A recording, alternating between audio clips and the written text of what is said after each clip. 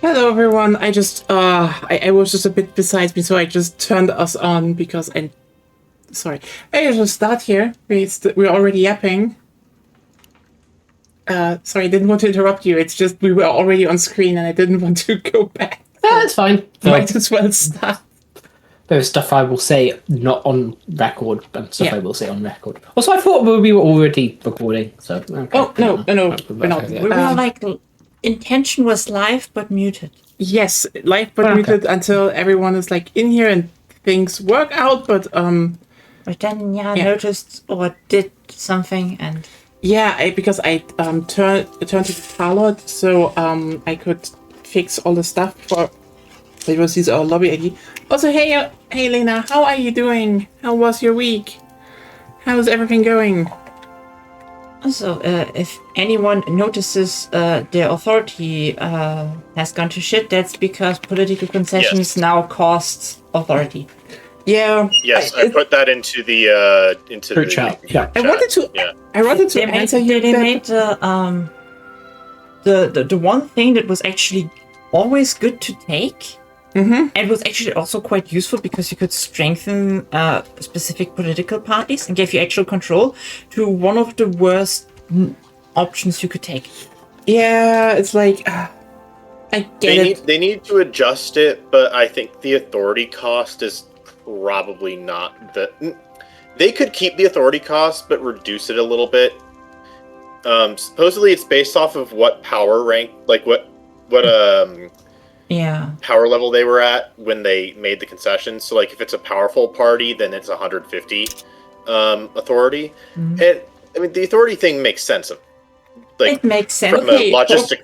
Can I say one thing? Point of view. Problem is only that authority makes no sense. It would probably be a much smarter system if the authority loss was actually tied to your power rank. As in, like, in small countries, or, our unrecognized one, yeah, you can push it through because, you're more on your own. But the bigger to do with that. the bigger you get, the more, you also lose, authority, because authority is something you gain from people respecting you. So the bigger you are, and the more you lose that, the more concessions you make to one party, the weaker you like, if you want to make authority internally, yes. Externally, no. Yeah. Besides, it doesn't make much sense anyway, because we still have authority tied to be a monarchy, for example. For some reason, the state gets more authority by being monarchist, which doesn't make much sense. Also, it indirectly buffs sovereign empire again, which, well, I'm not complaining. It's not the best idea to buff the pest power block again. Yes. Oh, well, do we want to continue? Sure, I need to beat the Russians. Beat the Russians. Beat them. Yep.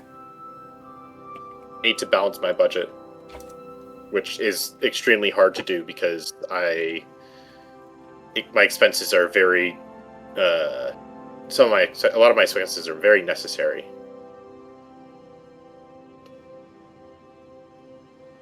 Well, they're still not fucking fixed. They're like, an old man dies. Now you lose all your organization. They kind of fixed it. There's a timer. Why the fuck is... Oh, the U.S. can invade me through military access through France. That's annoying. I'm playing Sweden right now, and Germany still has the Holy Alliance defensive pact with Russia in 1896. Yeah! Germany is surprisingly stable. Yeah. I am looking so forward to the Russia expansion just because it will kick them in the nuts. Yes. Make them unstable. That's the one rule with Paradox expansions in Wiki 3. If a country gets an expansion, it gets worse. Yeah. That's the thing. That's the thing, by the way. I would say Shogun also got a bit worse. Yeah. It got some good stuff to as well. Also got a bit worse. I will say though, and this is probably the thing why I'm fine with the Russian expansion, if there is a country that needs a kick in the nuts, it is Russia. And as soon as possible, I might say, okay? Maybe Ming as well. Sorry, Qing as well, not Ming. Qing is afterwards. Qing and Russia are. I just want to point out the next two or three ones then should actually be USA, England, and Germany. Like the big ones do need a bit of kicking in the nuts. Just where it hurts, you know. Austria is at least imploding. Austria is a lot of not Austria. This is with the Hyper Germany that has at this point annexed Croatia and has Bohemia as a puppet in Hungary and Transylvania. They like me, which is nice, but they are terrified. Yeah, Hyper Germany keeps happening a lot of times this patch. I've been playing a lot of a couple of US games recently, just to kind of like get a vibe for like what do you need in that? And I feel I haven't quite narrowed it down, but I think a lot of like the baseline economically of like the states themselves is pretty solid right now. What they need is some journal entries and some modifications to ones. The way that I understand the fact that Reconstruction in history failed, and there's a reason why, and that is the reasoning for why they make the journal entry so impossible to complete. And I have a little bit of comment on that later, but I think what they need to do is they need to make a slightly more dynamic journal entry that has varying levels of successfulness, because you want to create a fun gameplay experience around the whole thing, and essentially it doesn't feel good to fail journals. Like explicitly fail them. And so you want to create something that has like options. Country gets a kick in the nuts is basically Ottoman and Russian history at this time. That's true, Sophie. Also, hi. Hope you're doing well. Yep. Hope you all have survived the week in good shape and look forward to an awesome weekend with cats, good food, cuddles, good music. The end of capitalism, we don't know, but it could all happen this weekend. That would be nice, actually. Yeah. Just ends over the weekend.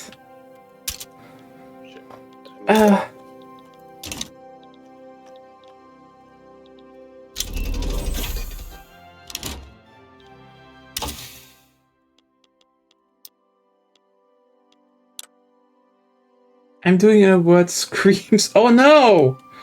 No! Oh god, is it... That's not good. Hope that it does improve.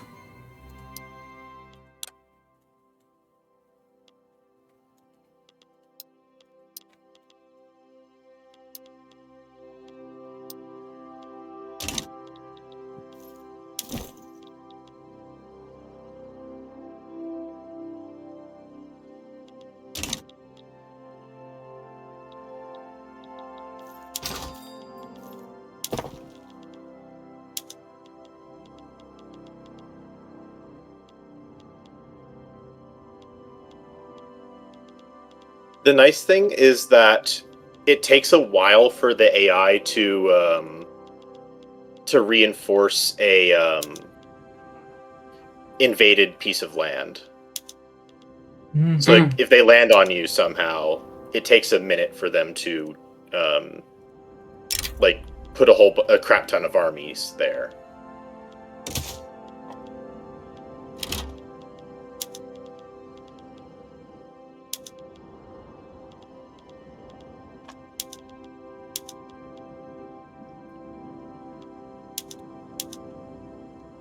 There's at least something.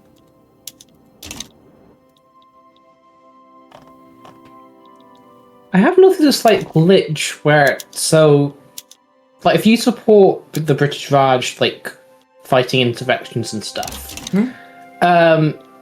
at least at the start, at least from the beginning, you can't actually move your troops through the country. So after the war, they'll just get stuck unless you make a treaty. Okay. So they just get. Do they actually? Oh, it's because you can't station the armies inside of. I know exactly what's going on. It's you can't when you're not at war, you can't station your troops inside your subjects. And so once the war is over, they're technically stationed, but they aren't moving back because they don't have a ship assigned to shuttle them back to where they're supposed to go.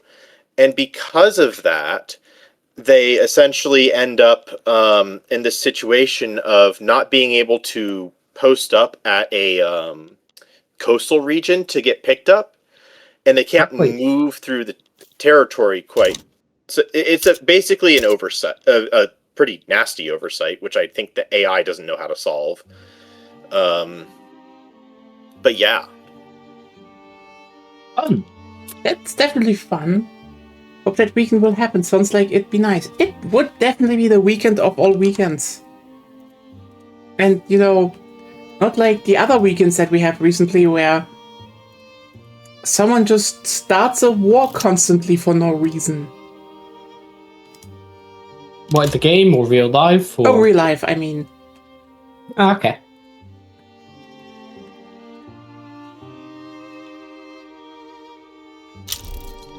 On the plus side, because of the war, we get to see Trump looking like a sad little baby in front of the Chinese president. So, yay. I don't know. Maybe. Well, that's not a yay because he's now literally doing the exact same thing he did with Ukraine, and is now just straight up following, Chinese talking points on Taiwan.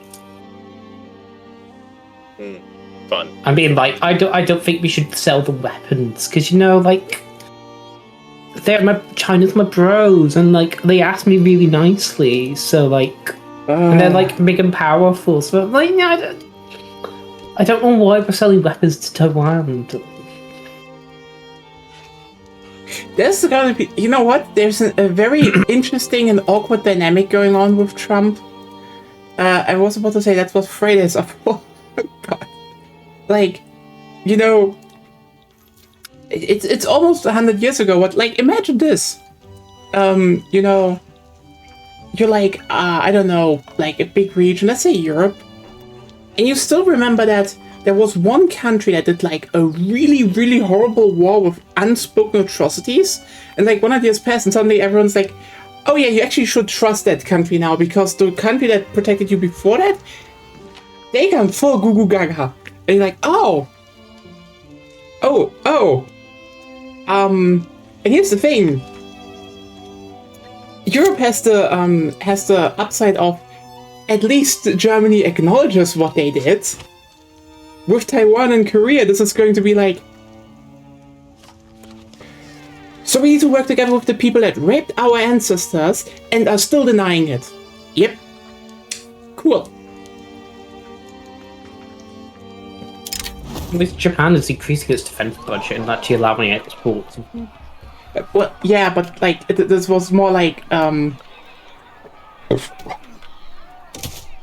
I meant more just generally now. It's actually quite interesting. I think the next set of Australian frigates are actually meant to be the Japanese frigates. Quite interesting. Quite cool. Really got some good tech. Funny thing about the newer Japanese frigates, they're meant to be using the railgun tech. I don't know if it's the newest new ones, or if it's the next ones after that. But they're meant to be using railgun tech specifically in the usage of coastal defense. Someone is finally doing it because they can do maintenance. So the reason why they're able to do that is because of ease of maintenance and because it's not expeditionary. It's purely on a coastal defense basis. So they can have a wire to the power grid. No, they can. So it can be powered by the the U.S. even figured out easily powering it by the ship alone. without issue. The issue was actually the materials was the materials. It's the materials of the barrel which roll down very quickly. What Japan's done is just a lot lower power one. So the one you were talking about in terms of the US, so that was BAE Systems development back in early 2010s, supporting US Navy. We determined that the barrels deteriorated too fast for it to be of mission use. But with the Japanese system, it's lower barrel damage, lower wear on the barrels, and they're also power, and also they're not an expeditionary force. They've not sailing everywhere and always. So it makes a lot more sense to do that for them. Where's their biggest threat? Well, it's going to be China or North Korea. Yeah. Also, by the way, right next door. By the way, they need to fix the peace ring issue because it's currently impossible to offer peace to the AI whenever it wants a white peace or anything like that. Ooh. Is it not? I don't know why they just couldn't make it still editable, like your pressed and unpressed war goals, and just... Yeah.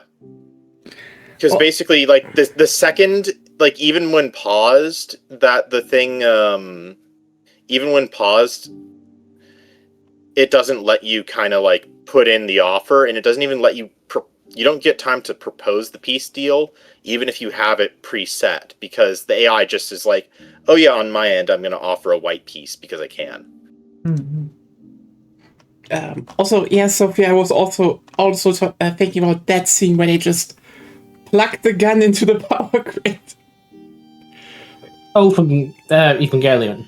Yep, legendary scene. I kind of love that Evangelion is one of those shows that people just saw, I guess. Or at least, in my generation, people probably saw. Then again, I also assume nearly everyone has... I was actually talking with one of my coworkers about Evangelion last week, and essentially the conclusion that we came to was that if you saw and enjoyed Evangelion, it's because you had I forget exactly what we described it as, but it was something along the lines of you had self-confidence issues, or you were depressed as a teen, those kinds of things. I mean, so every team ever, basically. I mean, I was pretty solid as a teen, which is why I think I didn't really care much for Evangelion. I don't care much about it either. It's a good show, I will say. Had some good moments, but okay, if you like mechs, okay, I will say everyone. You can basically have the three camps. Those that like Evangelion, they refuse to watch all the other ones. Then you have the people that like Gundam the most. They're kind of big, and then there's that special that they're just no, mechs are just fucking awesome, but also people are awesome, and they like Gurren Lagann. No, did you see the new unitary Chinese mechs? The what? Oh, so the Chinese, I think it was some industrial company. It was Unitary, who makes robots, essentially. A lot of the humanoid robots you see, I think it was the one from the Chinese New Lunar Year. Chinese New Year. You're the one with the dancing swords and stuff like that. It's the ones that make those robots. Basically, they just made a bigger robot, but you can be inside it. Anyway. There was a guy who was inside it, piloting it, and the guy was able to get it to walk. Seems cool. I mean, it doesn't look like a comfortable experience, especially because it's a prototype, and it had the frame around where the person is. They just covered it in cut up bike tires. I mean, it's this job, but yeah. I'm just tell it's a prototype. Sounds interesting, but it's just the lunar year. The Chinese don't own that. Yeah. But about that, this was more the mech Yeah, but you Specifically. talked so long, so I needed to put it in now because I couldn't interject because I Okay, didn't sorry. want to interject, obviously.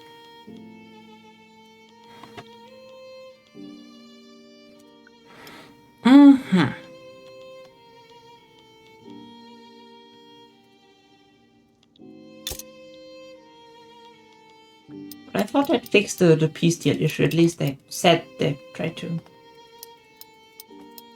far as I'm aware, they haven't. Obviously, because Russia is perma sending me these things. Mm-hmm. You know And they'll what? set even when the game is paused. Probably. That's probably like one of the most annoying parts of it. Yeah, they probably have it like a high priority thing. Ideally, I could just click on reject, and while it counts down, I could just do, immediately back.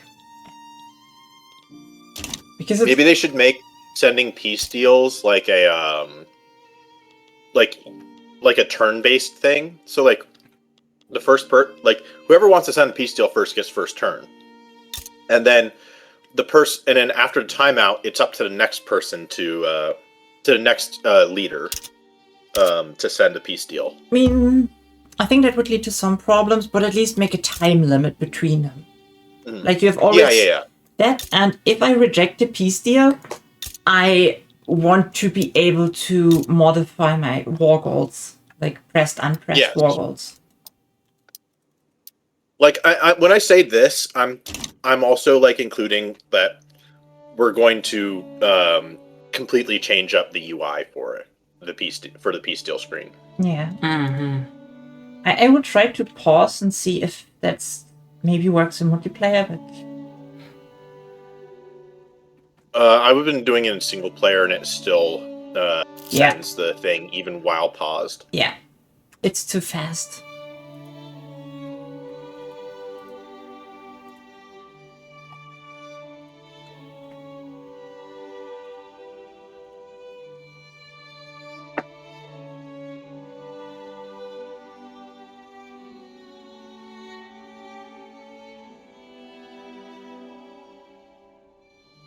Okay, if I stop building completely, including ships, then I can afford to roll back my taxes a little bit. And I've been on very high taxes this whole time. That's how bad Portugal's starting economy is.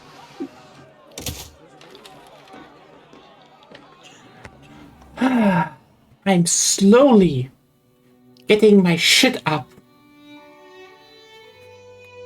That's nice. Mm-hmm. I'm not sure if I should press for this war or not. Also, per capita taxation still would put me in a loss. I feel like that's actually broken. That's no problem. Because it would put me You also... have so little build power, you're not industrialized yet. That's the point.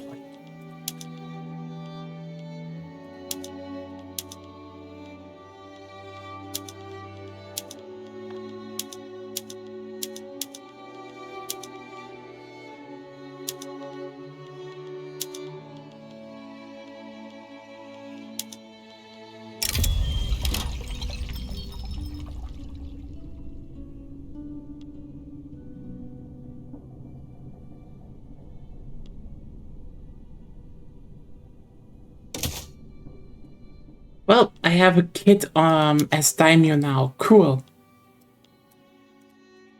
Nice. An interesting ideology.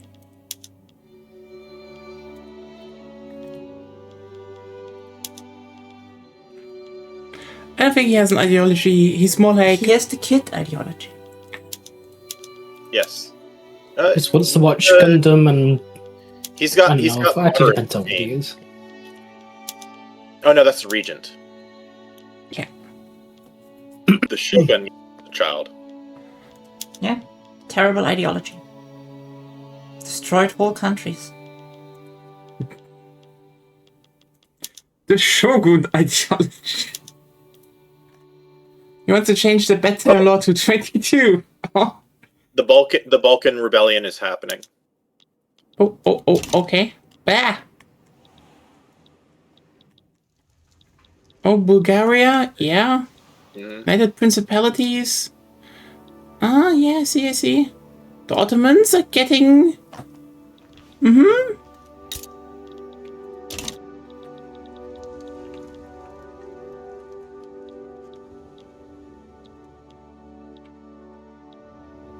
Russia's in on this.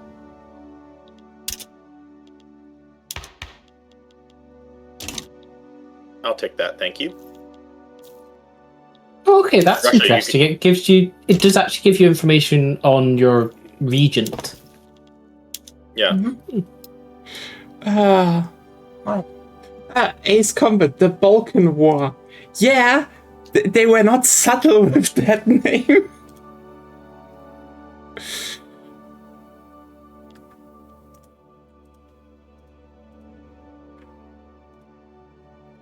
For everyone who doesn't know, one Ace Combat title had the subtitle The Balkan Wars.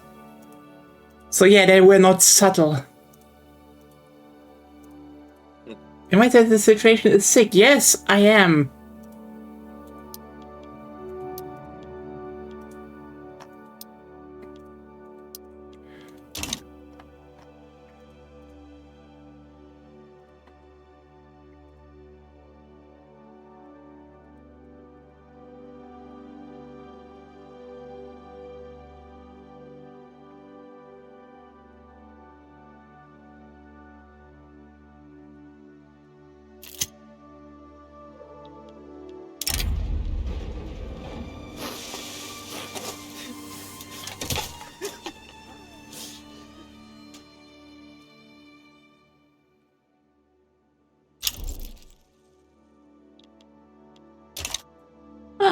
Making a lot more money now that I pump up my construction. Yeah, I think they've improved or increased tax returns or something. I'm pretty sure last week I was making a loss, but Yeah, before the it's update, something definitely changed. economy-wise, yeah. Hey. Finally, per capita taxation moves up.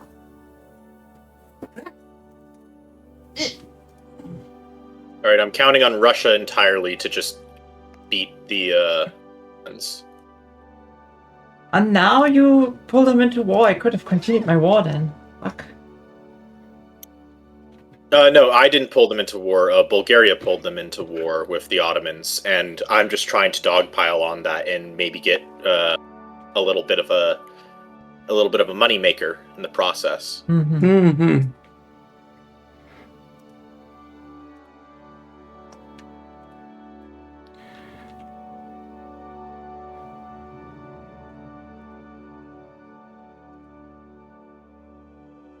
How much does it cost to build? Not too much.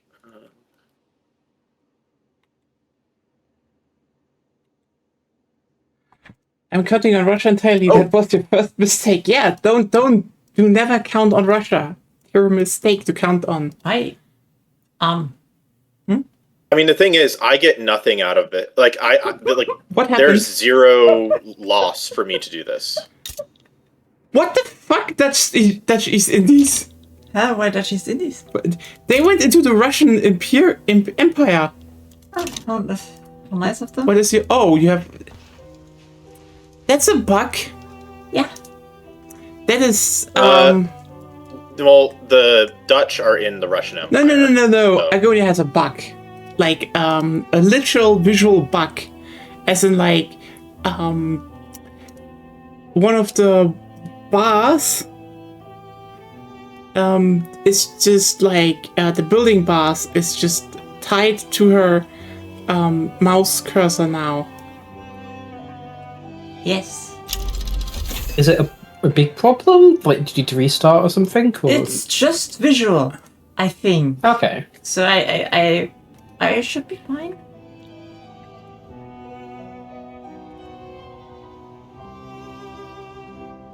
Especially as when the tea plantation has been built. And then it should be over. Hopefully.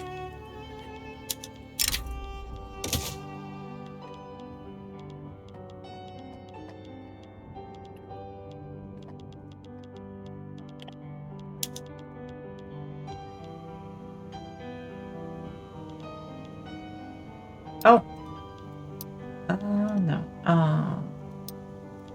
Break it.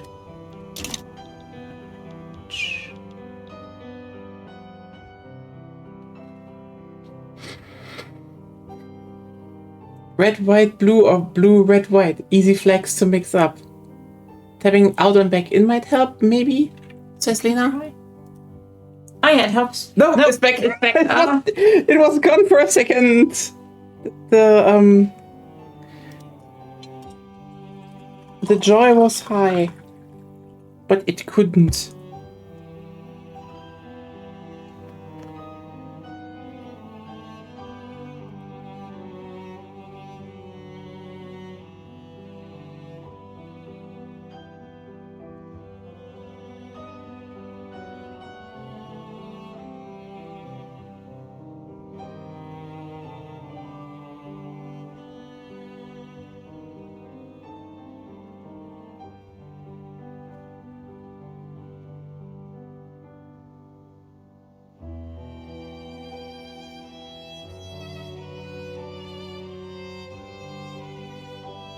Oh, I see what it is. Hmm?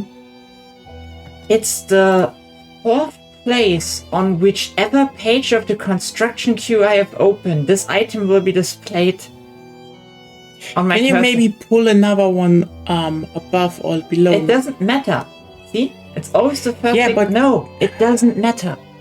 It just changes what will be I displayed. know, but let me talk. I wanted to say this happened because you can drag and drop them now. Have Yeah. you tried dragging and dropping one Yes, again? of course. Good.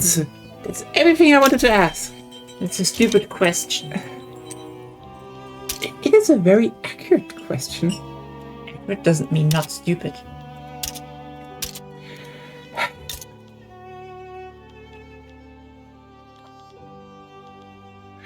Oh yeah. Just random question. Have anyone of you seen the new Scrub season? I don't watch Scrubs. Oh, damn. Is it good? I don't watch. It's good. I don't watch American media. I will say, as an American, just Okay, but Scrub is good. Okay, Where's your genuinely good. patriotism? It's like, God damn no, it. no. You see, American media. American media is for exporting. It's just, yeah, I mean, yeah. so yeah. you're watching Canadian stuff. I gotcha. Canadian stuff and Mexican rom-com telenovelas. I did have a moment where I was watching telenovelas, but that was because they had it on when at one of my old jobs as a teen, like one of my teen jobs, basically, is they had two things that they had like a little TV in the lab, and I was basically sitting there cleaning lab equipment all day, and the TV showed one of two things: either the Spanish telenovela channel, or daytime soap opera programming, which started out initially in the day with things like Price is Right and so on, like those kinds of early morning game shows. So I would watch those, then the soap operas would be on in the background, and I would just like through osmosis become obsessed with the show. Those are dangerous, by the way. Like, oh no! genuinely. I just had to watch the telenovelas and found out that oh my The thing is- god, she cheated. She cheated on her husband, and she also lied to her abuela. No, what a scandal! So, the thing is, it's not that I was watching them, it's that they were on the TV in the room, and even if I was actively not paying attention to them, the fact is that you can hear it, and so you are, by default, in the background processing that information and listening to it. Mm-hmm. Listen, Which then causes the whole problem of, that you're too focused on, you end up somehow knowing all of the information midway through. also It's insane. Lena wrote that is too good for that kind of Gaijin Western slop. Okay, actually, are there Japanese telenovelas and are they good? There are. It depends. Most of them, unfortunately, tend to be the place where a lot of like the you know how telenovelas and like US soap operas have like overdone acting. Yeah. Dial that up to 11. That's what Japanese Damn. telenovelas or like those tend to be. I'm And almost interested. In some cases, it's good, but I think that it seems like in most cases, it's not that like nice. Expect pretty much any country with a decent TV industry to have soap operas. That is true, but what? I'm actually it's the breeding ground for It's the breeding ground for live action actors. I'm also kind of interested in the fact. What? That so much sex is happening in there. No, that's not what I was going for, but it's true. You would be impressed with how much those people fuck, because that is their social life. Because they're on set basically every day, ready to act out some new script, and so they're not socializing outside of that circle very much. Like anytime that they're not in that circle immediately, they are spending time trying to network. I am not joking. That is how that it's an almost international thing, like baseline for the industry international, that if you are not socializing with your coworkers, you are socializing with people that can get you your next job or hopefully get you a big gig at some point. Yeah, I'm like, okay, but I wonder what the general tropes and styles of telenovela/soap operas in Japanese TV, because every country has like their own style. From the last time I heard anything about Japanese TV is that it's horrible. Yeah, I heard that. Like general Japanese TV in is terms horrible. of actors or in terms of like the I think the shows are pretty good. or It's good for clips and like momentary bursts, but as a standalone program, it's on like compared to like what's in the international realm in like other countries, it's not good. Yeah, from what I heard, the TV, the shows they produce, like the dramas and stuff, they're actually pretty good. They also are like a lot of times actually manga adaptations, which is kind of cool. The thing is just I'm talking about the rest, general TV. Yes, the rest, like talk shows, etc., where they just talk. I mean, the thing is, every country has their own talk show style. It's just. But I'm not talking about like talk more about how was it called again? Forced positivity. Yeah. Yeah, and also everything on those shows is highly scripted, and like they will reshoot scenes more frequently for reality TV. As if it was a reality TV show trying to get the perfect thing, but they'll reshoot it more than the US does. Like they will have a precise script or line of things that need to happen, and I mean, like all industries do that, but they are very particular because I don't know exactly what it is, but there's something in it where it's like the way in which they plan it all out causes this. Yeah, I mean, God, I think it's just kind of interesting to like think about how those styles differ, because like I've generally seen like a few like clips from talk shows and stuff from Japanese TV. I'm like, yeah, no matter how bad they could be, I'd probably still rather watch like old or maybe even new Stefan Raab shit than this. That can at least be to a degree entertaining. Older Japanese TV was also had some things. Yeah, I guess. I mean, at least they had Takeshi's Castle. Yes. That was legendary. Period. That shit Apparently, ruled. that is not known anymore by the Japanese people at large. What? Yeah. What? Our whole generation is still like memeing on Takeshi's Castle, but like, what the fuck?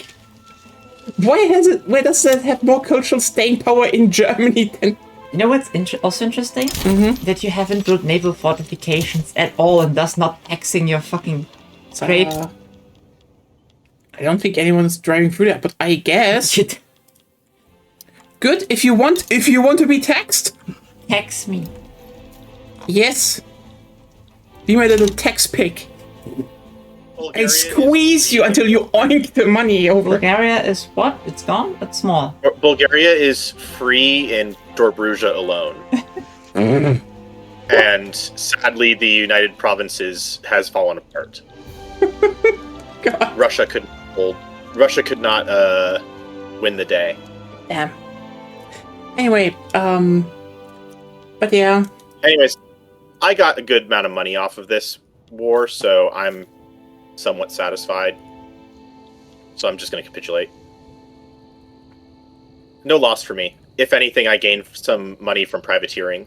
Sovereign Empire Power Block is just 19th century fit. It's not wrong, Lena. I hate the thought, but it's not wrong.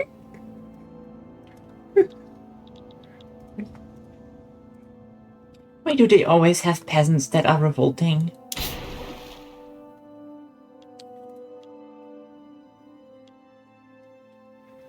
Because the peasants are icky. And they should go away from their rice paddy things and start working in the food industries. I I told mean, it. it's nothing. China. Like its entire history is peasant revolts. Yeah, no, it's Shan peasants, not Han peasants. Shan peasants. Okay. Shan peasants. They're the peasants of Shan, consisting of, I don't know what kind of They people. shan't revolt. Yeah, the Shan and the Karen. Those are the cultures that live there. And the Shan are revolting. The peasants are revolting. Finally, something we agree on.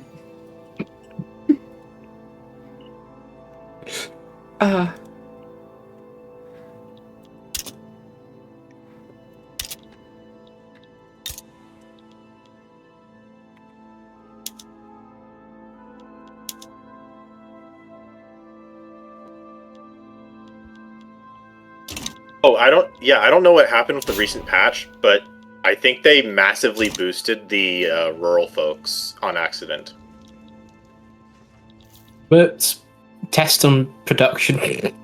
Lack of bathhouses. Oh boy, yeah, that is a problem. You need more Development bathhouses. French, never heard of it.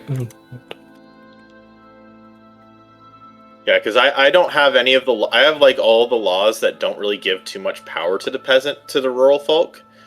And somehow they've reached 42.1% clout. On their own. Like, I've not boosted them, they've just done... Like, this is just where their natural resting power balance is. While I'm still on the tenant farmers law. Mine are at 12 with peasant proprietorship. Hmm.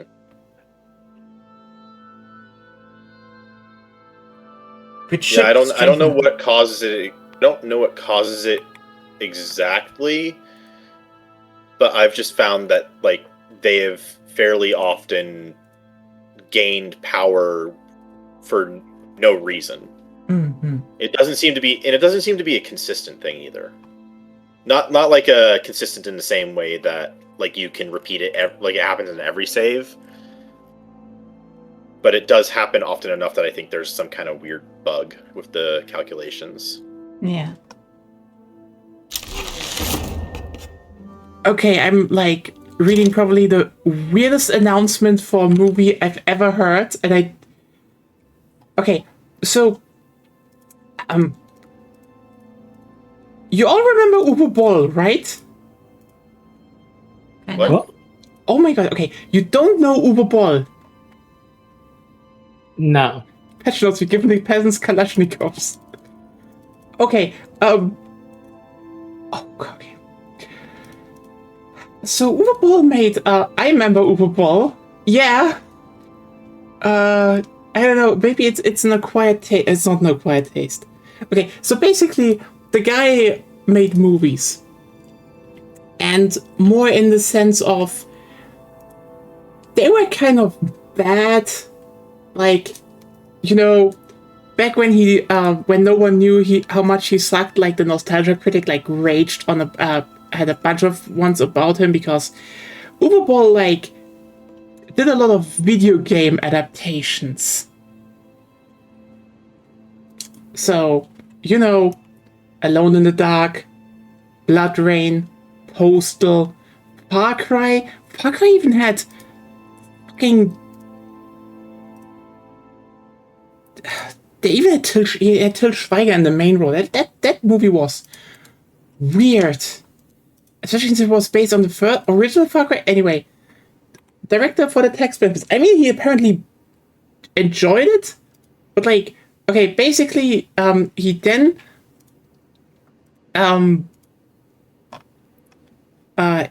became a restaurant owner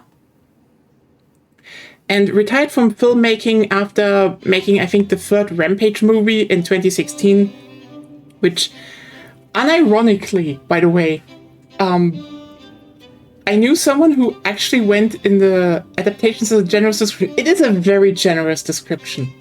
I mean, here's the thing. I do think his Postal is actually kind of a decent movie. Like, which is like, I mean, he's working with the material from Postal too, but like, it was definitely a decent movie. You can watch that and it's fine. The thing is, I'll show you in the best way. He retired from this whole thing, and like, I know someone who actually went on release day into the cinema to watch the third Rampage movie. And this was like in the hometown of Uwe Boll, because he's from Germany. And like, apparently only 2 other people are there, and they might just have been his parents, like from Uwe Boll. Which is very funny. But still, so here's the thing. He now announced that he's actually coming back and making a new movie.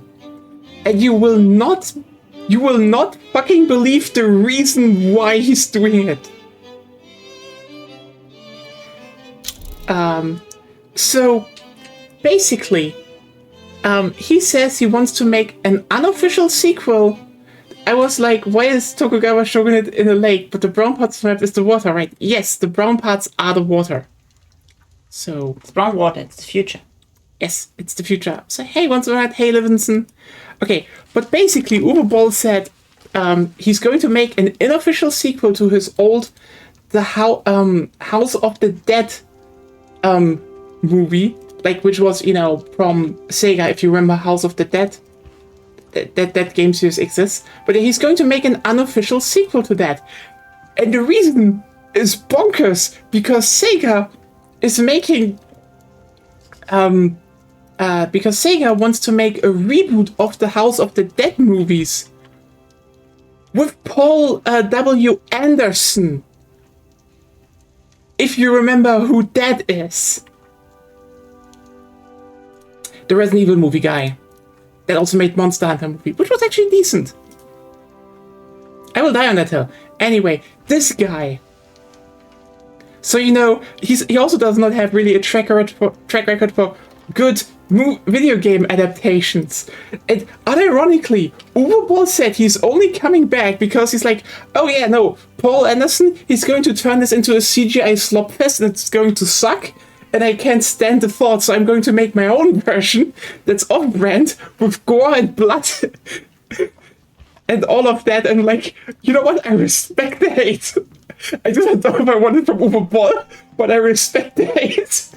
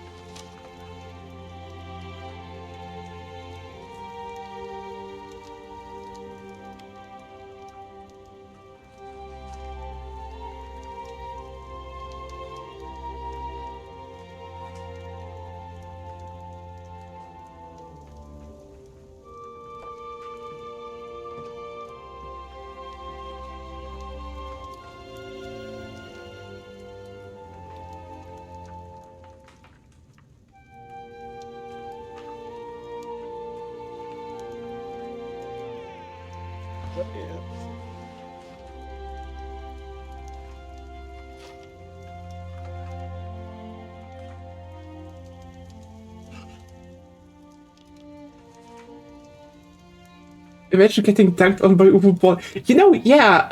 By the way, his quote directly is, he immediately knew that I immediately knew that it would be a soulless CGI orgy, and I want to do a completely different zombie movie, bloody, gory, and handmade. I'm like, listen, I am absolutely on your side, Uwe. The problem is just your track record.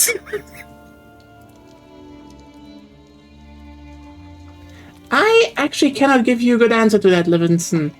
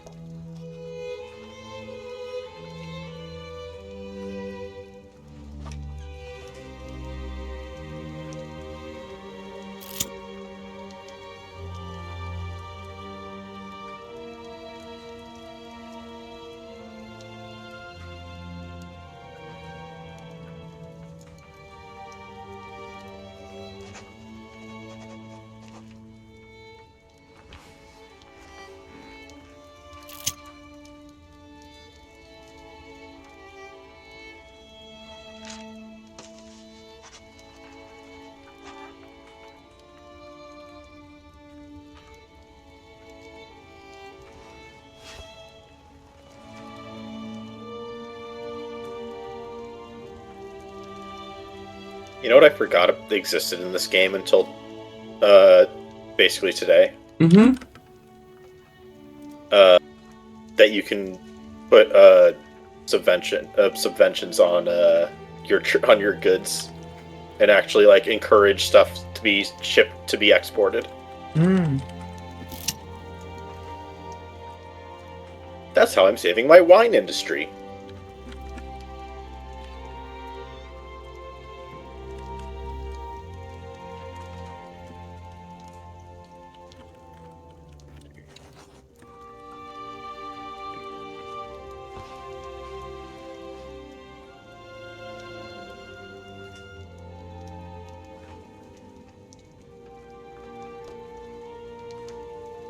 By the way, I think I'm about to test a method for army teleportation.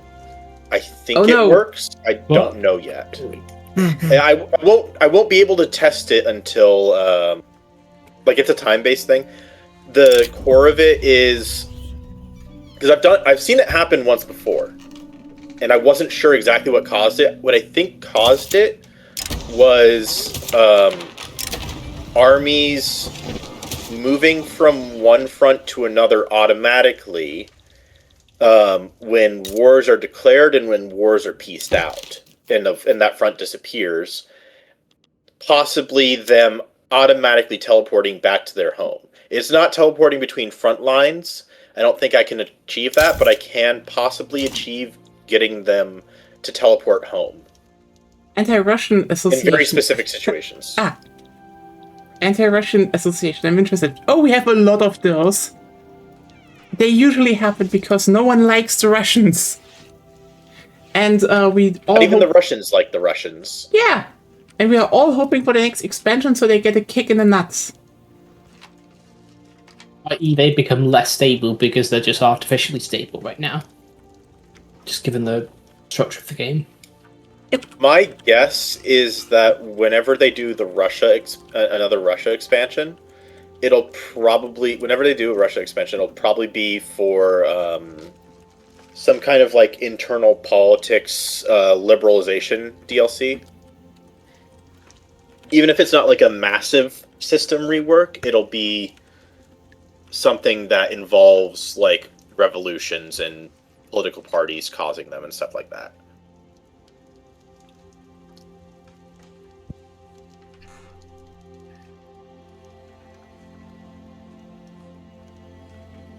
Aced. Ruben? Yeah? Hmm? What's happening to Western Australia? I don't know, because I thought they could handle the war by themselves. What happened here? Especially because holy fucking shit, they have a way larger army.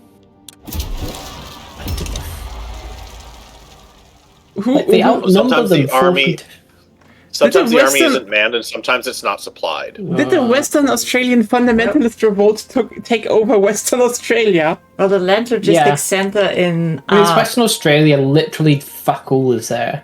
yes, there's And also nothing. Except for the then- gold, but still. Just so you know, the frontline values can lie to you very easily now because it doesn't. If I'm correct, it does not take into account the supply status of an army when calculating the strength. So you can have a negative 40 something on your front line and still push no problem, even without like some god tier leader who gives like plus 10 attack or something like that.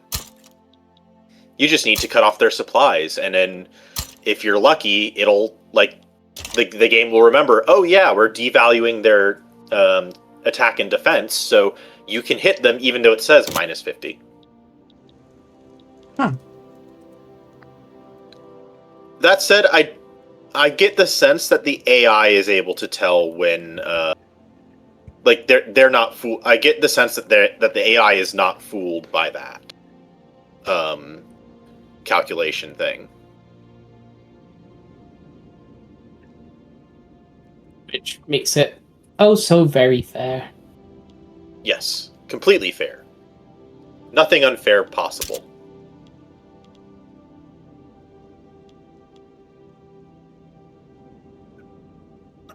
I think I definitely need to start building some motor industry in this region.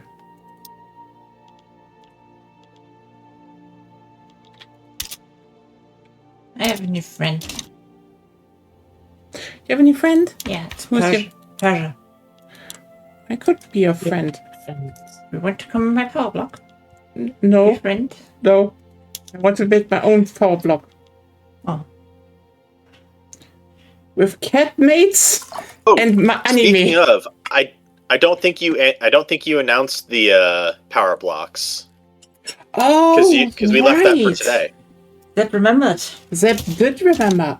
Yes. Okay, everyone, we have This now. is why I'm here, folks. We have now No other reason. the British Empire, the Mandate of Earth. France created the Glorious Union. So that's the classic stuff. We also have the United Front. And the Atlantic Hispanic Treaty Org. I would have done organization because I was trying to riff on NATO, but Yeah. yeah, not too many words.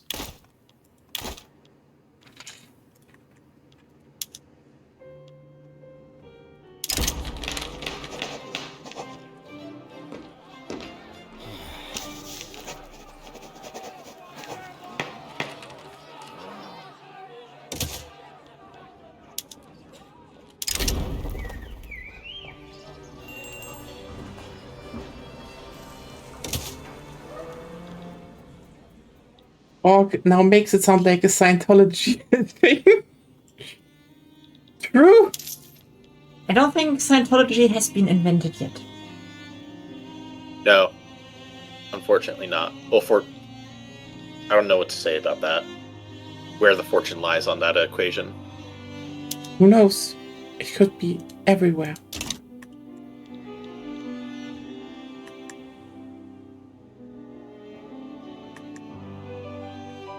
Oh damn, the Philippines broke free, as they do. But they have been for a while. Mm. I'm going to change that though.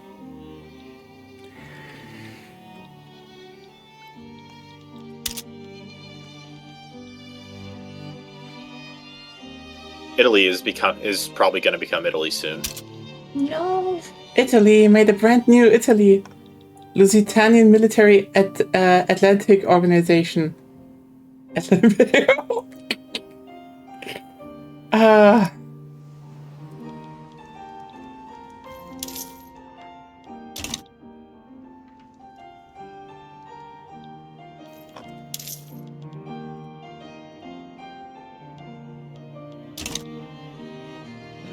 Oh, United States of America want Tuscany. And my industrialist leaders die by the day.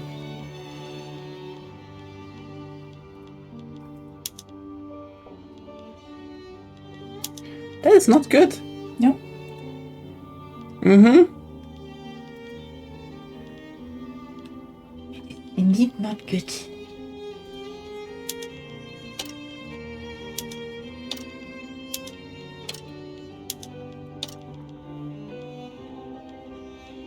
I'm trying to think if I have the political leeway to start moving to cultural acceptance. I don't think I do, given my number of radicals. I guess people just didn't like the taxes. Yeah. They should like the taxes, or else. Look, the industrialist leaders just like their mercury baths. Okay. Oh god. Yeah. Fair point, actually. Yeah. Mm-hmm.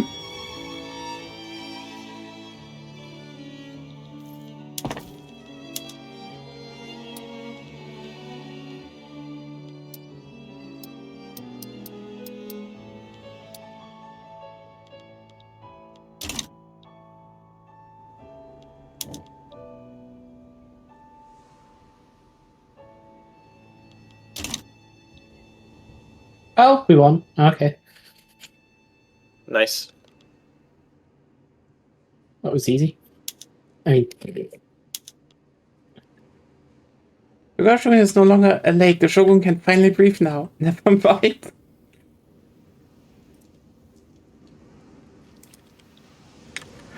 Ah. What do you need more? Coal or iron? Iron, apparently. No one flows through my strait. I cannot even tax it. This strait is useless. I wish I had a strait down here where it would be useful. Genuinely, this is the most stupid strait. Why isn't it going over here? You know what that strait would be useful for? If What? Russia owned Vladivostok. Yeah, I guess. Virgo keeps that.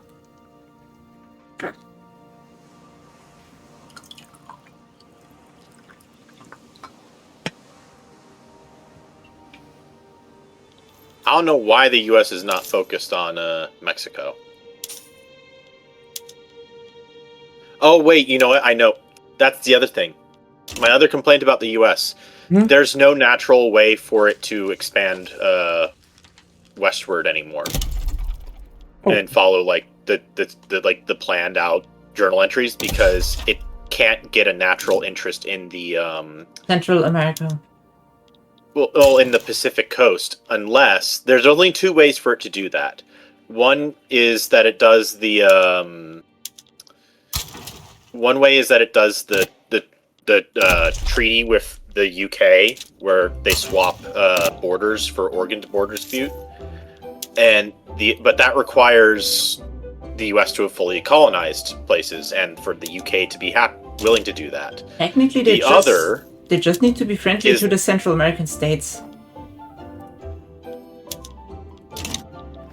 Also, For what? hey, V, how are you doing? For Central American interests, because that's where Mexico is. No, they need a Pacific Coast interest, because that's where their journal entries get their expansion path through. Oh, okay, yeah, that makes sense. That's fair. Yeah.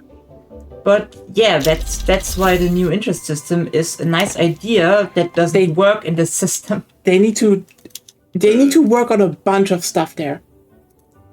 Is it an economic benefit to have naval fortifications? No, just if you have straits, which again, this is a strait no one uses.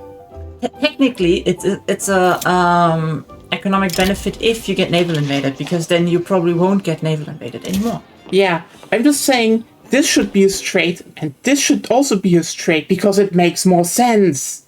This is where boats actually drive. Anyway. So on this map, it probably does, but we'd have to, and I don't know how, like, narrow or pleased the gaps were in history, but I Yeah. probably don't think that there was a way for them to tax the passage through there. Probably. I'm just a bit pissed about it because, the one strait I have is useless. Also, I have no straight. yeah, you don't like straights, I know. You only like Maybe I gay. conquer I'm some on- straights. You make them I'm gay? on the border.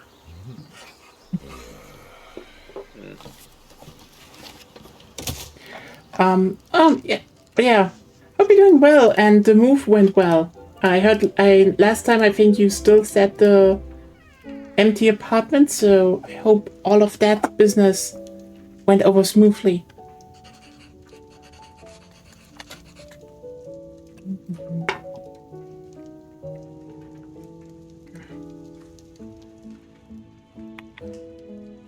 Nice. That's good to hear.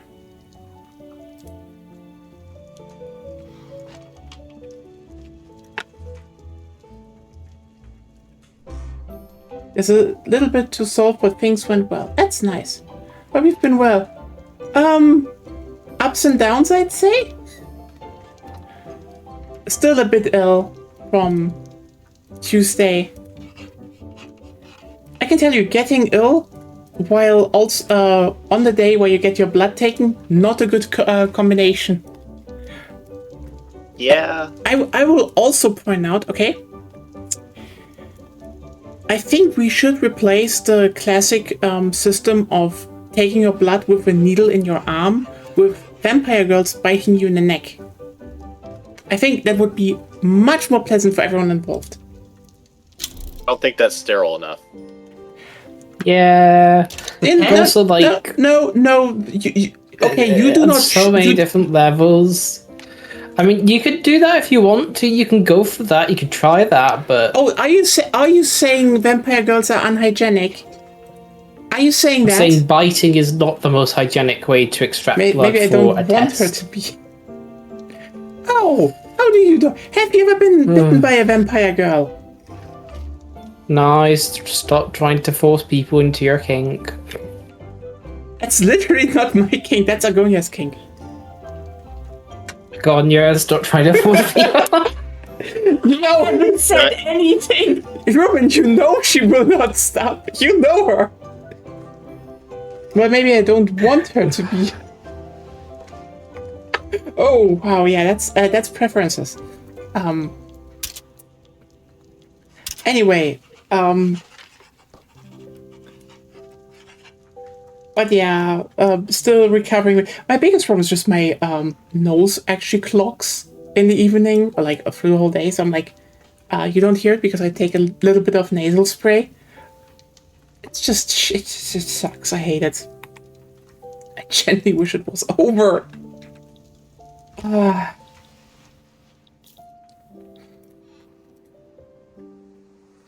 But yeah. Oh, the best character I have is a bigot, apparently. Ooh. He's good at blockading, that makes sense.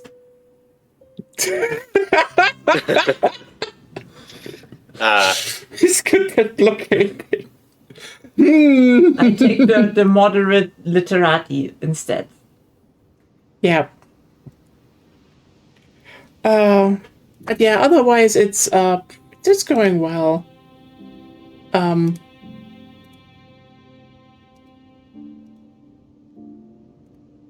I mean, hey, I actually cleaned up a bit of the shelves again today. So you know what?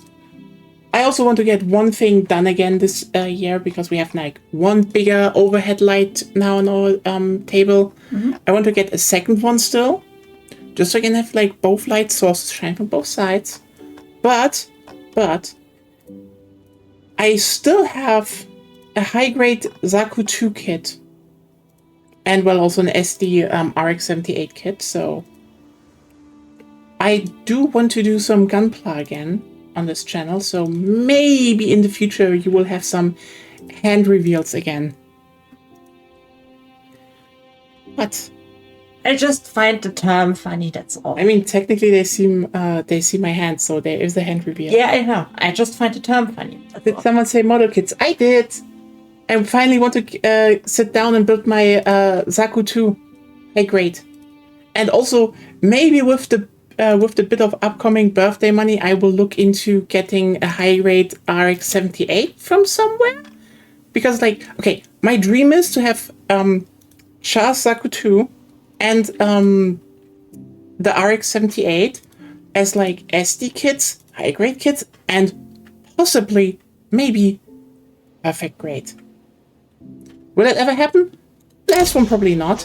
If you go into politics, then you can. The new mayor of Hamburg, like, shut up! I'm building my gun plant.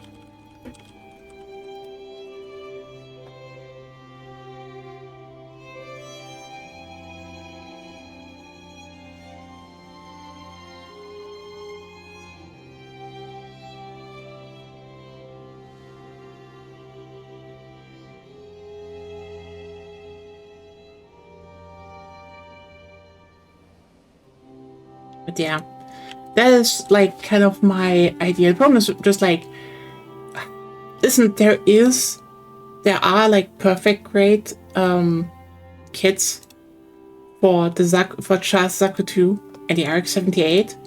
The problem is just they are really expensive and usually sold out. But you know, maybe one day.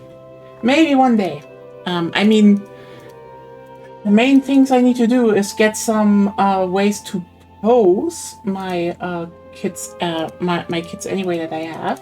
Because right now they're just standing there with some shitty LEDs. So I get the sense that Germany's trying to form the HRE. huh? They certainly are expanding. They keep trying to attack Italy. They want to... Yeah, of course, they want the Lombardy back. That's like the journal entry that creates conflict, since they have the surrounding countries. So there will always be people angry at them. Yeah. I did an Unholy Roman Empire run. You say Unholy Roman Empire run? What the hell is an Unholy Roman Empire? The atheists. By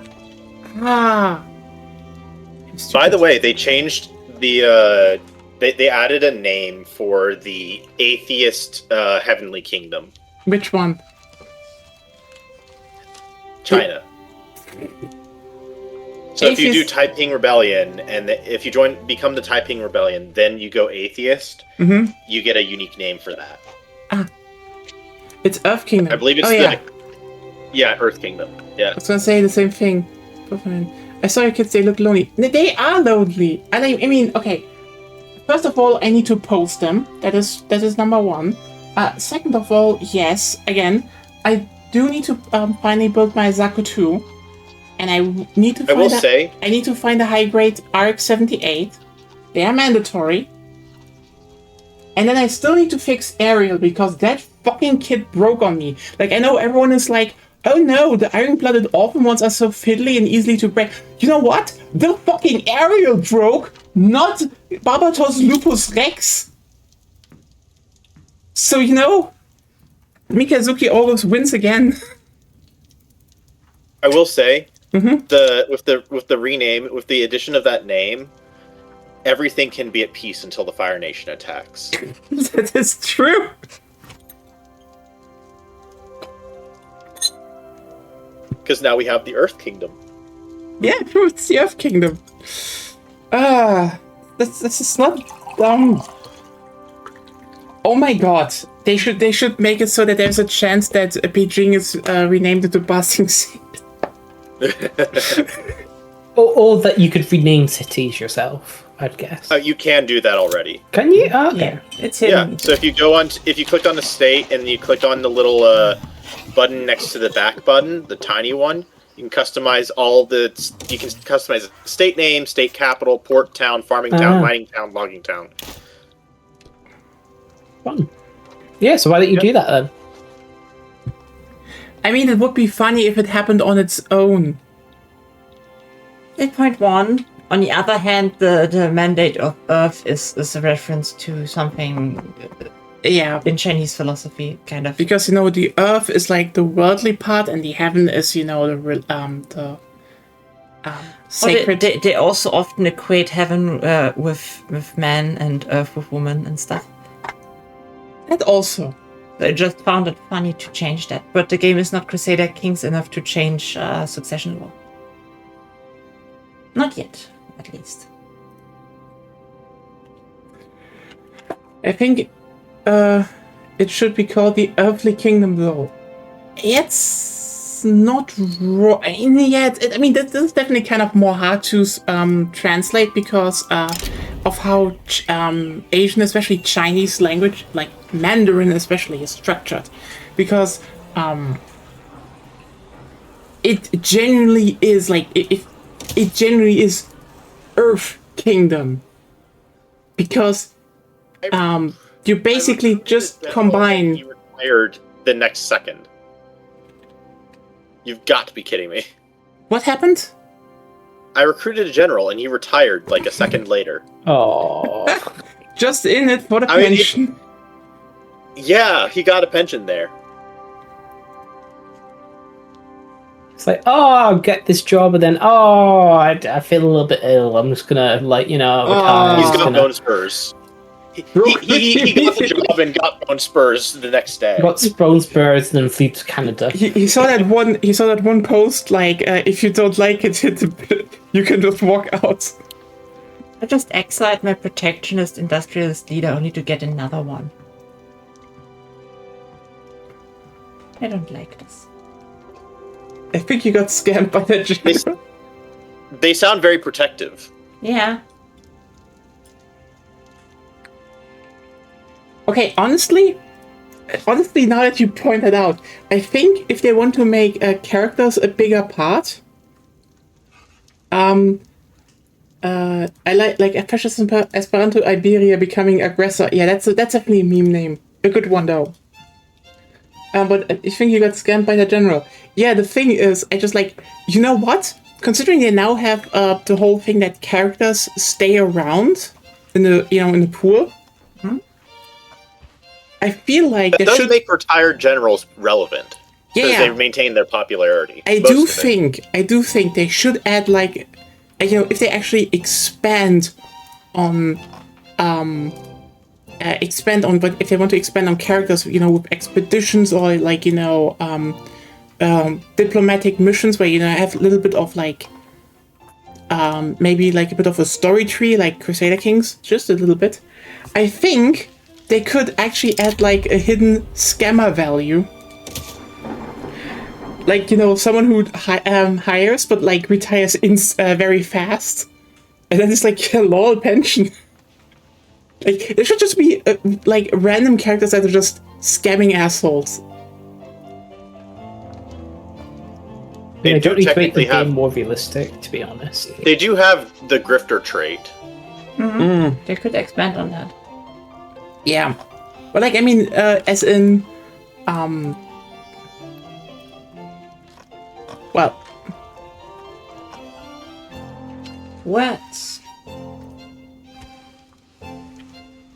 English. Very confusing language sometimes.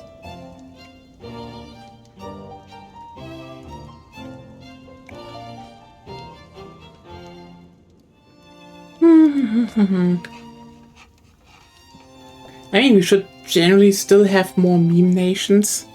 I still think if anyone from Paradox hears it, and if you make a Germany that stretches from Germany either down to Arabia or Persia, it should be called Deutschland. That's just something they should do. Which is long. Or they take over Scandinavia. Deutschland.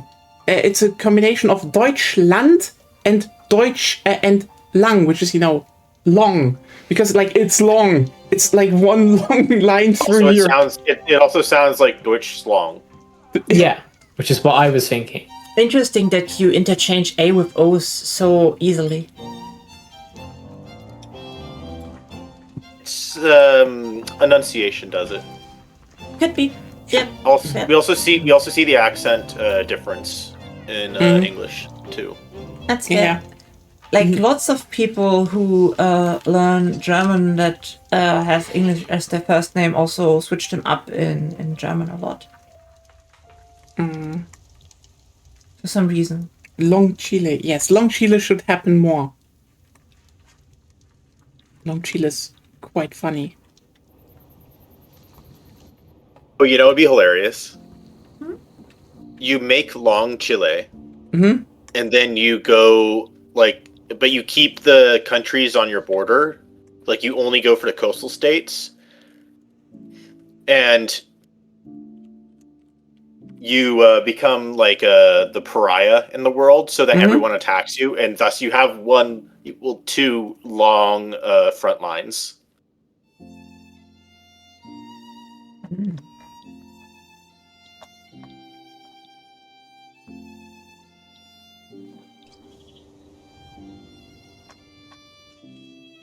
I have questions at this point. My whole private sector is building railways, which I'm not complaining about directly. It's just why? We have enough infrastructure. Apparently, they're just profitable.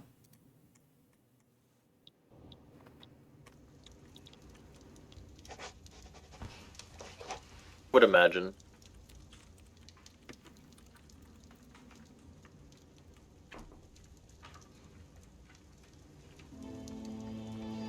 Oh yeah, I have yet to try. Another thing about the US games, I have yet to try it, but my understanding is that you don't need to go multiculturalism to get African American as a culture that's accepted in the country.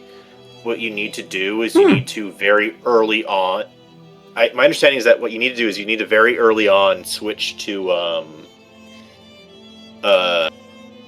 cultural acceptance, like way before the civil. Like that should be your first law change, because what happens is that there's basically a debuff whenever you switch cultural laws or acceptance laws, that the accepted cultures get a negative debuff that offsets the change, and that debuff slowly goes down as the years go on. Because it's basically meant to represent that, oh yeah, the bigotry doesn't end just because the law changed.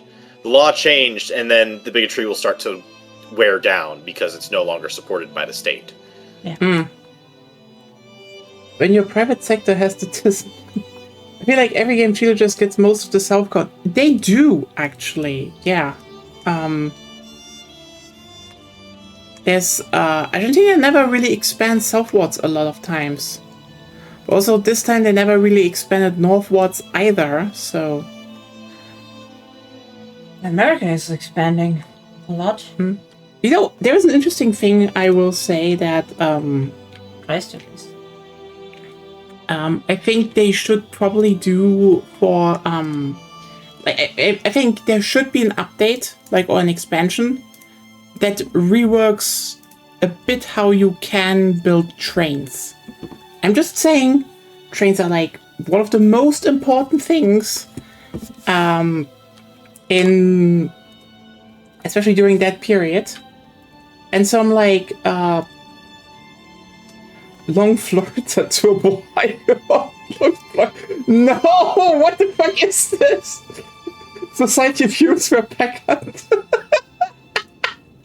What kind of cursed shit is that? No!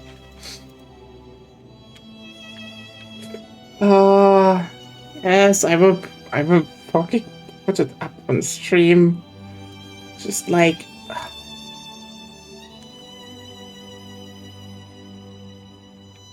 Oh, you do have a border with the Raj. I didn't realize that. Yeah, it's small, but it's there. Lena just It's not about the size of the border, it's what you do with it. Exactly. Yeah. Yeah, welcome to Cursed Shit Lena posted in the Discord. If you can all see it. I can see it. Yeah.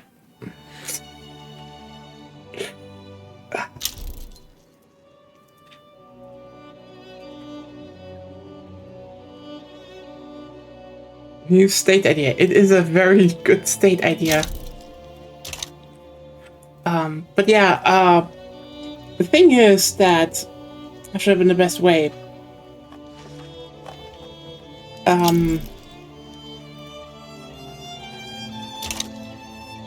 I do think they definitely need to rework a little bit how you build railway, especially railway networks, because, like, for example, obviously you have stuff like the Trans-Siberian Railway, and like also there should be a bit more about how you work around mountains, because like right now you can just like, you know, I mean, Agonia, you could just slap Tibet full of railways. I can. Which is like, how the fuck do you do that? With Chinese peasants. Okay, yes, I mean, that's why how they did it in this day and age as well. But the thing is... See? It works. Yeah, but with steam engines, up to over 5,000 height meters. Yeah, build more steam engines on the way, keep them warm, fine. I mean, more like, I think if you want to have railways over mountains, you need to have passes. And I know there are like not a lot of them, but like I kind of just read up on them a lot recently, so I just want to dump that. So like, for example, I just looked in the Andes. I'm like, okay, wait a second. There's a pass here from Santiago into Argentina. There's one. There are a few here, and like there are a bunch. And here's the thing: how many railway connections do you think exist between Chile and Argentina? Don't Google. Just like, how many did they actually build? I would imagine probably 2 or 3 at most. 1. And I was being optimistic. Yeah, generally they, and this literally here, between Salta and Antofagasta, this is like the only line that exists to this day. It's not like you could technically trains build and mountains are more. really hard to do, as the US knows. You know what the irony is about this? The Andes railways of Chile, Argentina, Bolivia, etc., they all are higher than like all of the railways you ever built in the USA, like the conventional railways. And this is a conventional run. I mean, height doesn't matter with railways. It's it elevation does. change. It does a little bit, but the elevation change is the problem. And the elevation change is a big problem. How you build up. Like there's a reason why, for example, by the way, this railway line, it's called Tren a las Nubes, or you can actually Google it. I'm not lying. That thing exists. It goes up on like 4,200 meters. So this is high up. Like this is the whole. Oh shit, we are at like almost just half of the oxygen in the air that you usually have, and you drive up there, and the thing is they managed to get over a lot of those height meters with so-called zigzags. if you know what those are.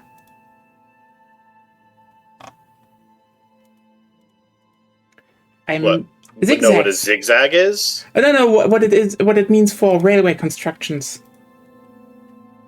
Okay. I thought you were questioning if I knew the concept of a zigzag, and I was like, what? Hey, I don't know. Maybe you just fell behind in school. I don't think they teach that in school, actually.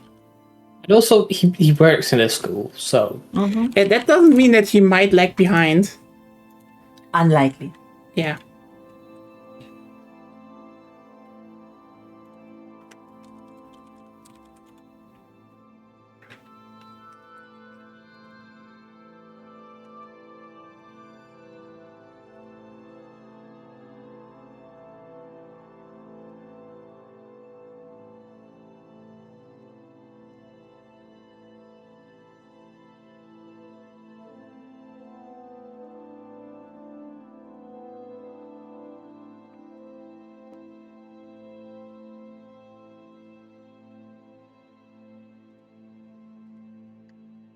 Okay, I was surprised. Apparently, it was a lot easier to do cultural exclusion than I thought.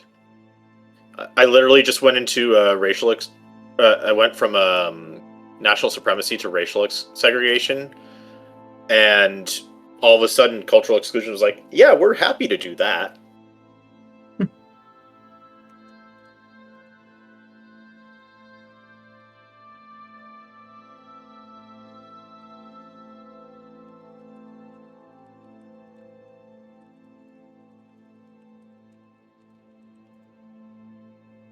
You know what? Best way to show what I mean with that is to just open up, I guess, probably the most impressive looking one of them all, which is also in South America, obviously. Also, if you ever think, if you ever wonder about not being out of driving a railway,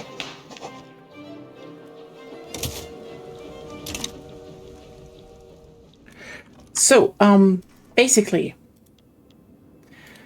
a zigzag and how it's built is basically you can get over a lot of like height in a very small amount of space.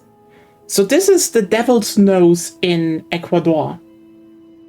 I don't know the Ecuadorian name, but yeah. So, and as you can see, they start down here and they need to get up here on the mountain. Now, if you had, let's just say, a lot of money, you could obviously build tunnels and slowly wind yourself up the mountain until you are, you know, at the height that you want to be. Or you build a railway up, then have, you know, a switch, then the train drives backwards to another endpoint, switch over, and then you drive forward again. And this is how you can actually get a lot of height in a very small amount of space without, you know, needing to build extra tunnels, etc., etc., etc. And this is, by the way, how they build a lot of railways in the mountains.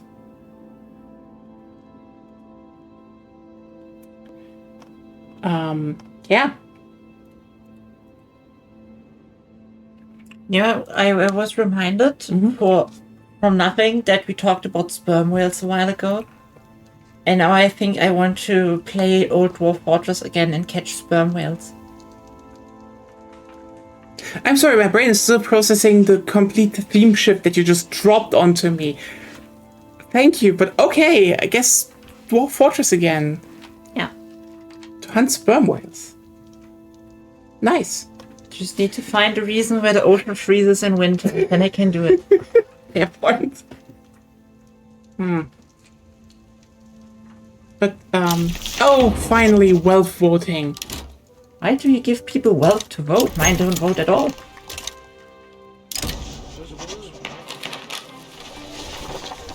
Well, I guess you're not called the Heavenly Kingdom for a reason. It's the Earthly Kingdom. No money needed. Just dirt. Yeah. Keeps you warm at night. You can eat it for a while.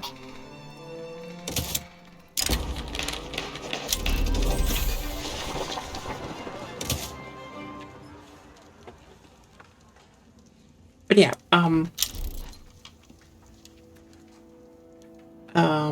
that's how they build a lot of railways, and it's kind of impressive. It's just also kind of fascinating to I miss voting.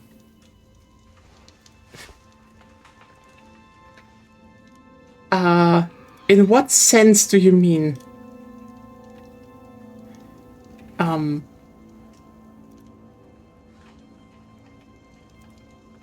Oh, I'm called the Empire of Japan. Oh. Just because in a few sense. Yeah. I was more like, wait, I don't think the country you're from, if I remember correctly, had that much of a problem.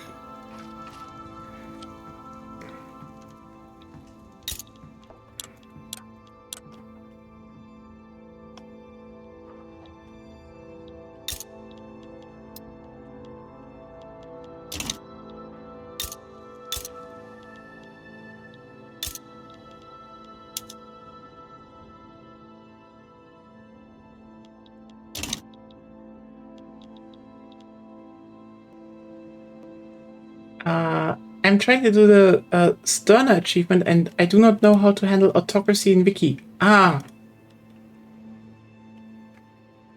don't do achievements, so I don't know what the Sterner achievement is.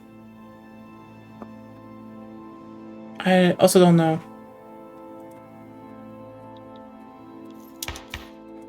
I mean, I mainly want to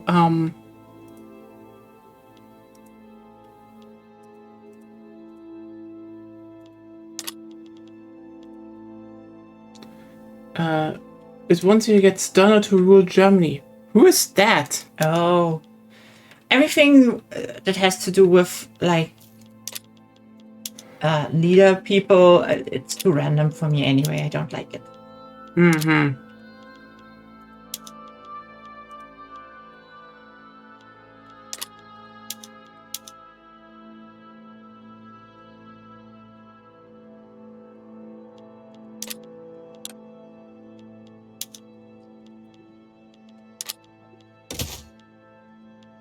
Damn. AoE? Brazil just got a interesting growth. Ooh. I was hoping they would pop, but oh well. Oh, they went into Peru, Bolivia. Yep. Well, Peru, Bolivia backed down. It's the Union of Egoist Sky. Okay, that's at least that. Yeah, okay, I can understand that.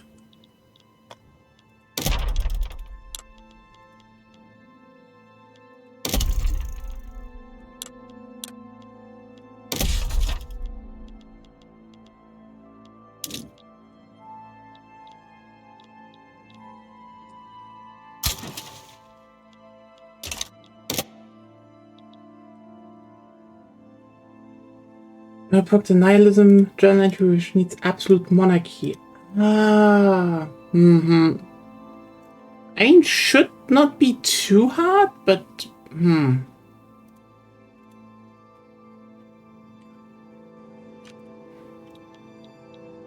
As Qing, things like the police mandate, police coordination, and advanced research are actually good.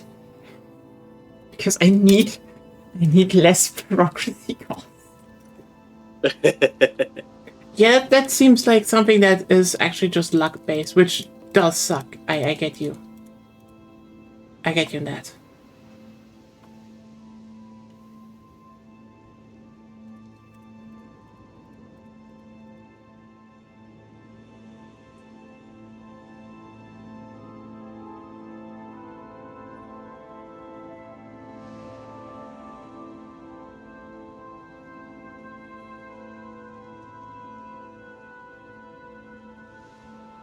I love it when the negotiations just asked me to build a building that I was already planning to build. Oh yeah, That is very useful. I even had it happen one time where basically the building that they asked me to build was was the next thing to be completed in my queue in like 2 days. And I was like, oh, yep, I'm taking that. That's just free. I do not know how bad Norton is, though. So Norton? The yeah, antivirus? probably some guy. No, probably not the antivirus. Not the antivirus. You should not No, use antivirus. the Edward Norton is the Edward is the Norton. guy from the US. Yeah, the royalist or whatever. That one's not too hard. It's pretty reliable to get him as long as you know like the spawning conditions for him. Emperor Norton, rightful ruler of America. What?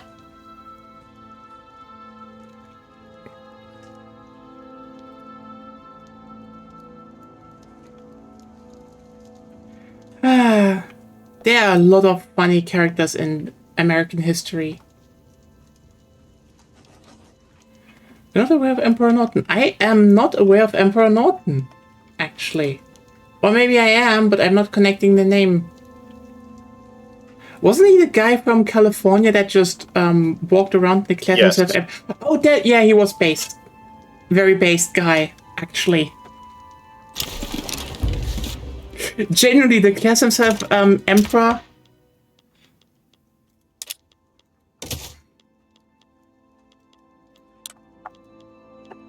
And everyone just ran with it. Mm-hmm. Enlightened royalist and Wikipedia. I mean, you know what? I know he did a bit, but it's not you know, not surprising that it happened, you know?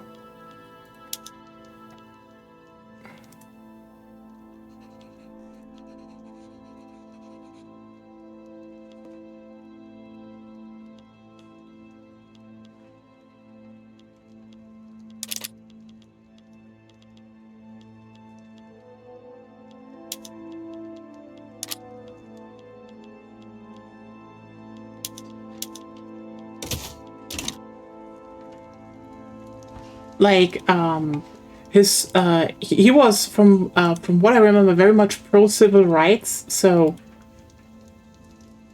yeah, that's why in California everyone just like kind of played along, especially since I think his edicts were mostly printed through black press, which yeah, I see why he was popular.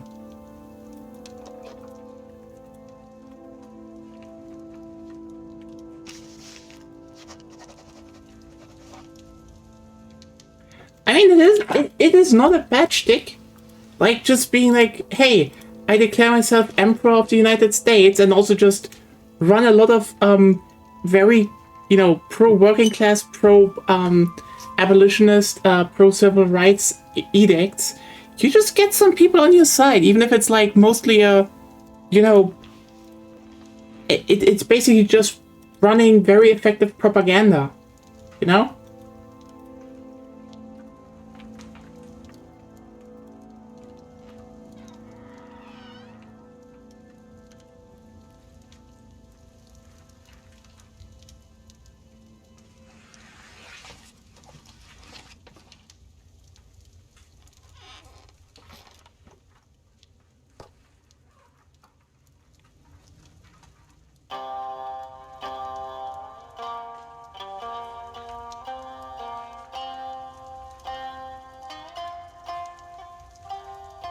I mean, about 150 years after you pass, you get the achievement to make you the actual emperor in the strategy game. It's a win if you ask me.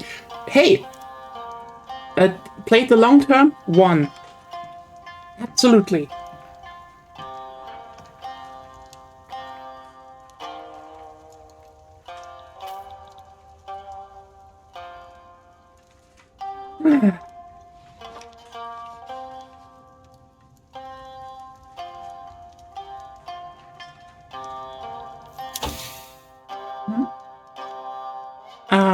Looking at what I'm getting next in terms of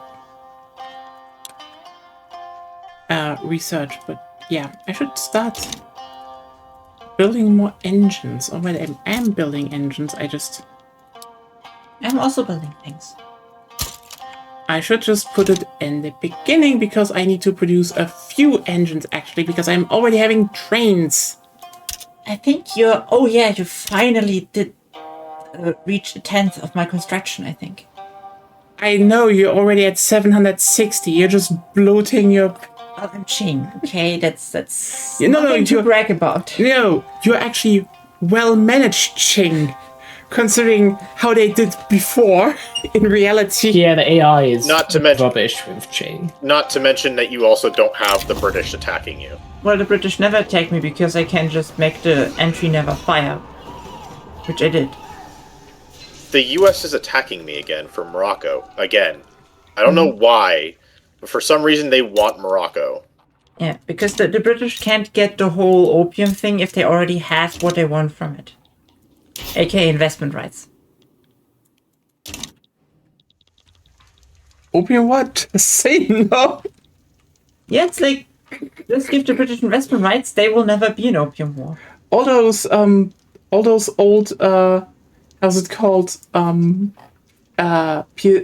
Anti-drug PSAs, they finally did something what China in the past simulated. Oh, can you beat them? Potentially. It's going to depend on a couple luck factors. I mean, I've fought them before, so it's not like I can't fight them at all.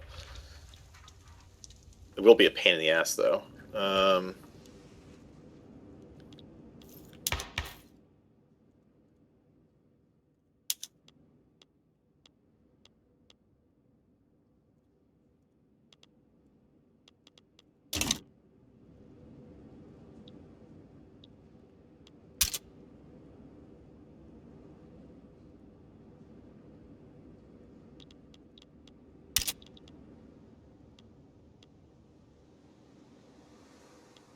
But yeah, I started this session at war with the US, and Oh, that's more war with the US.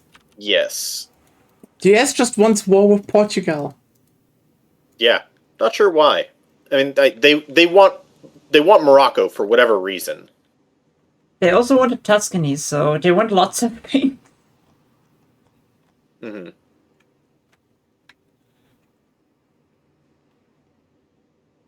My literacy goes down. Did my literate people die? Oh no.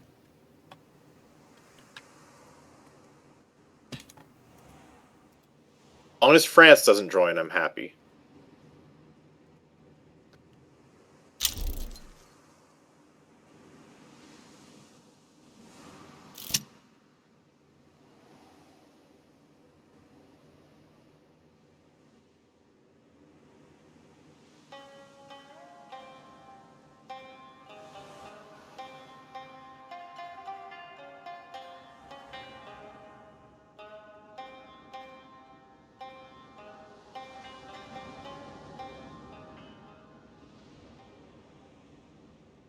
Hey, I've got my prestige good now. They got Croatia in my Russia game. Recent games just keep sniping random stuff. I mean,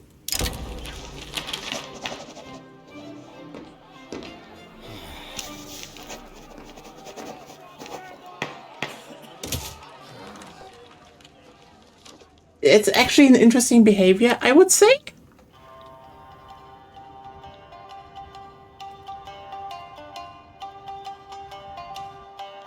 Interesting? Definitely. But hey, I can actually afford schools on level 1 now. I can actually connect private schools. Yay! Education. Yeah. It only Yay. costs like 4,000 bureaucracy. Nearly 5,000. Oh, the Greeks are rising up. Oh, Regification overload?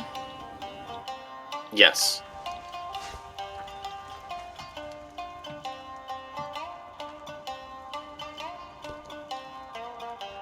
I will say, if I win this war, I'm going to have a hard time winning future wars with the US.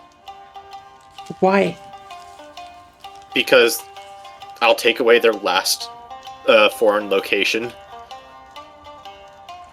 It's interesting that the DLC made Terracoya be private schools. Why? Were there public schools? They were semi-public. There was a finance. It was if I remember correctly, Terakoya was a public program for that assisted with attending private school institutions. Okay. So basically, it was a very interesting system. Like in some ways good, some ways bad, and outdated. Also based in temples. Okay, so that actually makes it a very weird mishmash. Yep. But hey, I guess it's education. Yeah, you can't argue with that. Like, education is education. I Except mean, for okay. its smoke. I like being awake during school, actually. I could actually learn something. Were you not woke during school? God forbid you're awake during class. Yeah, I like that it's private though because it makes it easy to jump to public schools. Fair.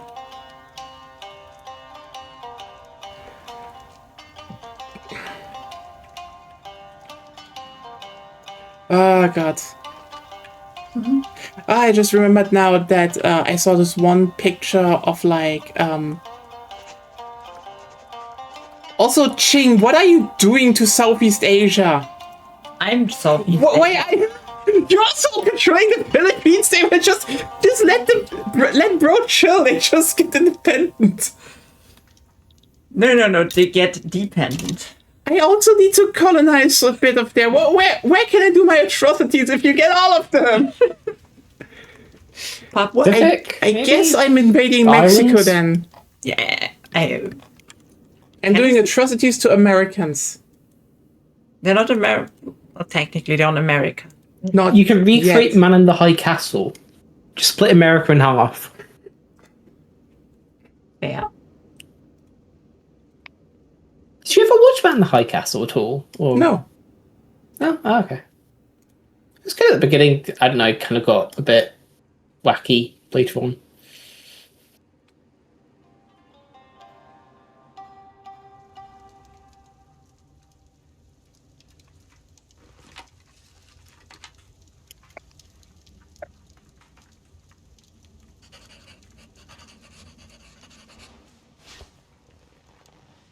Yes, 20, so...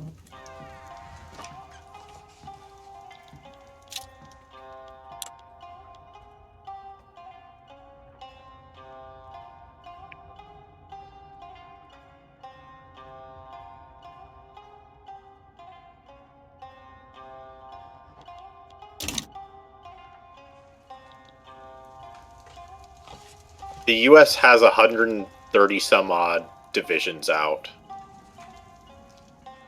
Interesting. They're just sitting there. I can add Russian education to public schools. So you get Abitur. Yeah. I get people who leave.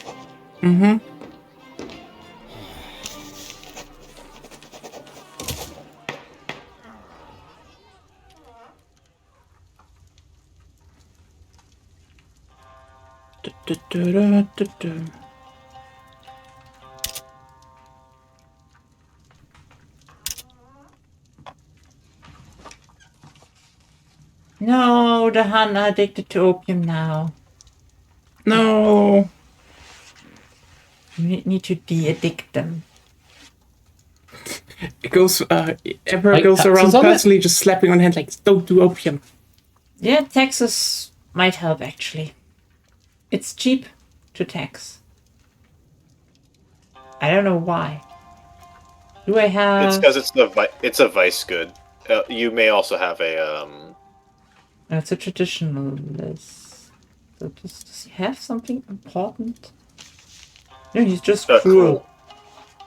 Yeah, Oh, yeah. 25% consumption tax. Nice.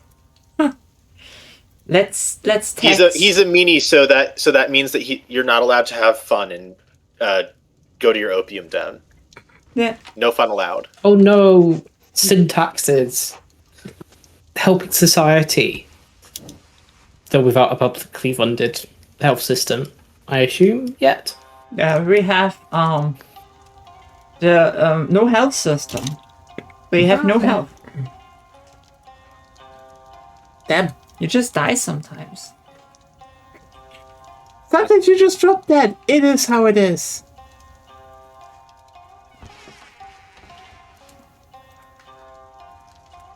Soon I have more universities everywhere. Already good.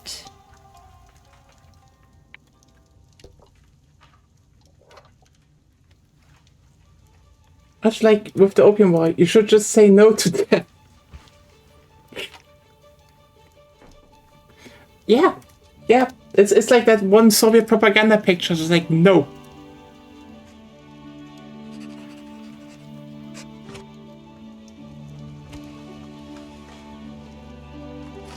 Well, finally we have some engines, I suppose. Yes. Build up the engine. I'm fine, thanks.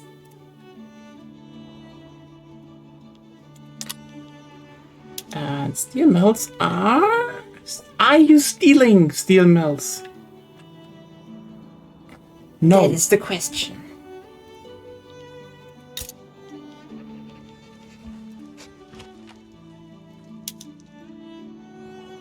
I need more tech spread.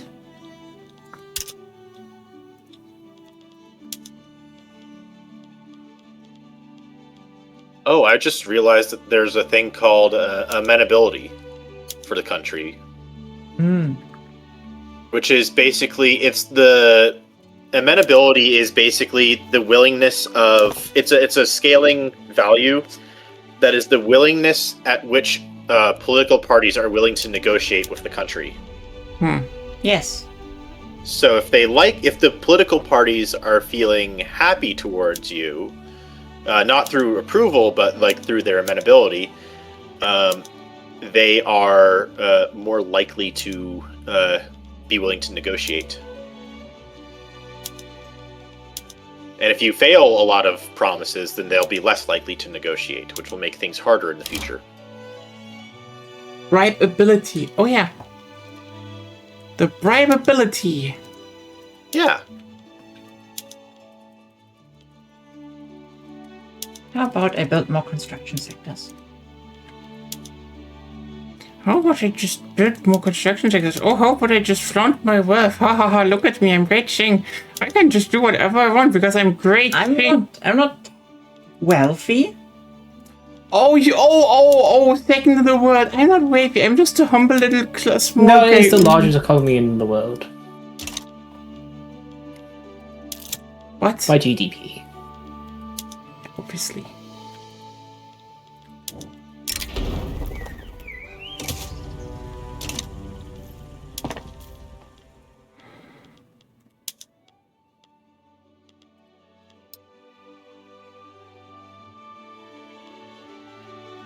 I hate that I'm like just behind Brazil in GDP. I need to get just ahead. I need to get ahead of them for a bit. I was ahead of them earlier, but I need to get it back.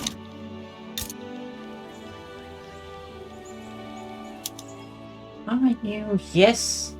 My source also on par with you. No, they're a bit above you. Somehow. Oh, it's a British Raj thing. Okay, yeah, that explains it. Where's Japan? Oh, there's Japan.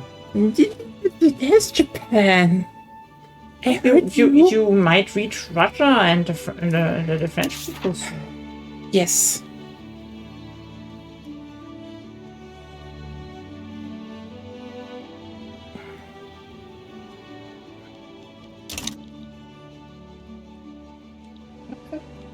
Oh, you know what? I just want to say though, you should never, I should definitely not,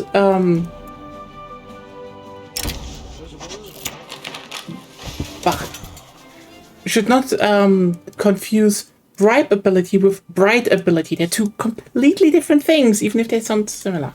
Mm-hmm.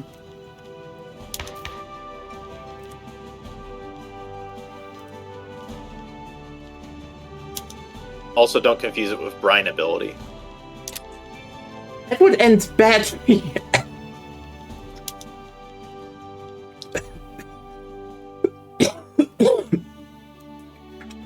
I found 7 gold mines in my country. Own 7 gold. Yeah. You just found them. Nice. They were just there. I guess.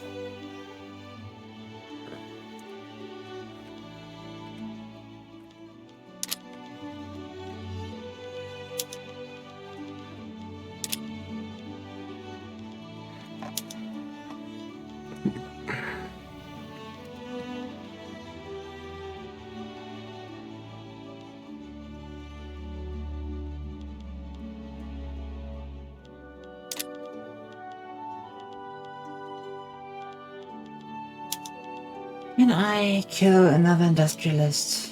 No, not yet.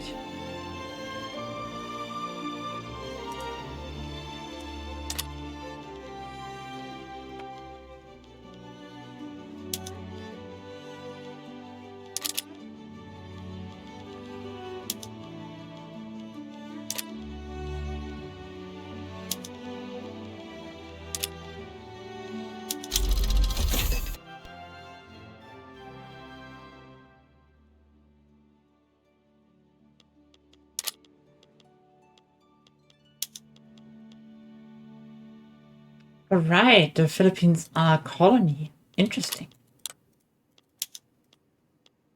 Yep.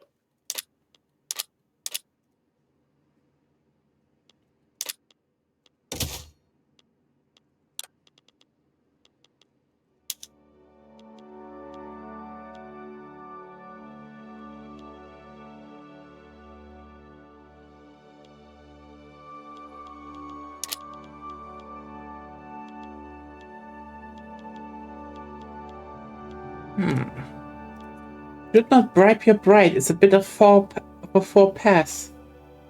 Yeah. Then again, maybe she's into it. Who knows?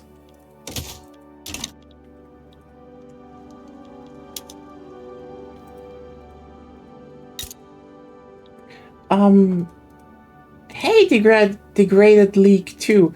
What decade do you think the wood ships, frigates, and ships of the line that you start with are good for? After that, what is to be done with that? Delete them or sell them. Yeah, basically. Yeah. But for how long are they good? Until you have the ironclads, because they're I don't know how much times better, but they're basically unbeatable with the ships that come before. Pretty much. It's basically you build ship of the line. If you're a small country with the cheapest thing possible, that's it. Then you have ironclads, and then you're hopefully already strong or strong enough. Then you ramp everything up that you can, or at least seem usable. And then you beat everyone up who doesn't have ironclads. Sounds logical. Yes, there are torpedo boats, and yes, they can technically hit them. But no, you only build ironclads. You're only the big ships, really. Also, torpedo boats are the same tech level as ironclads, so... Yeah. Ironclads have just They're- more Even HP. cost-wise, I think the ironclads are pretty much... They're relatively close. Yeah, but you can have several times the torpedo boats and the ironclads win. So... even worse. What about submarines? Have you tried those yet, or...? No, I haven't tried Haven't gotten to make submarines. them yet. But from the thing itself, like from the stats, it should look...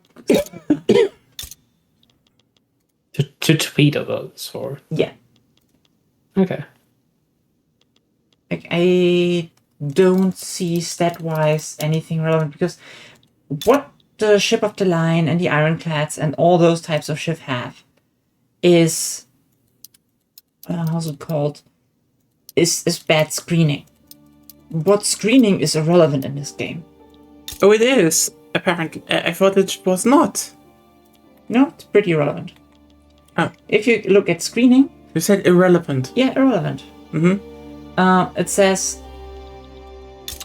screening is used to counteract the effects of vulnerability. Higher screening value ensures that ships with higher vulnerability are less likely to be chosen as targets. You Yeah. have a high vulnerability. it doesn't matter because your fucking defense is too big. Yeah.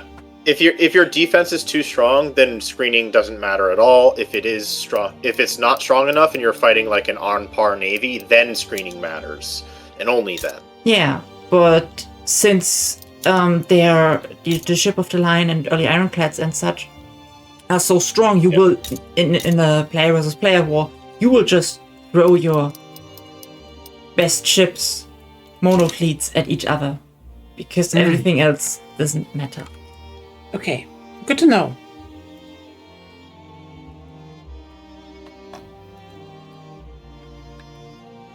I didn't know that yet. Yet. So, Well, you know. yeah.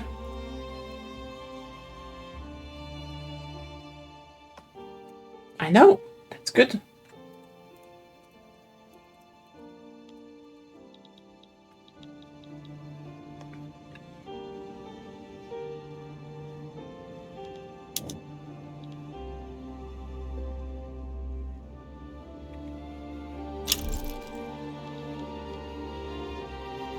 At least now, ironclads don't require ironclads anymore. Slash Oh, steamers. the production method, you mean? Yeah, before then you build like ironclads separately. Now it's not like get 2 techs to be able to actually build them.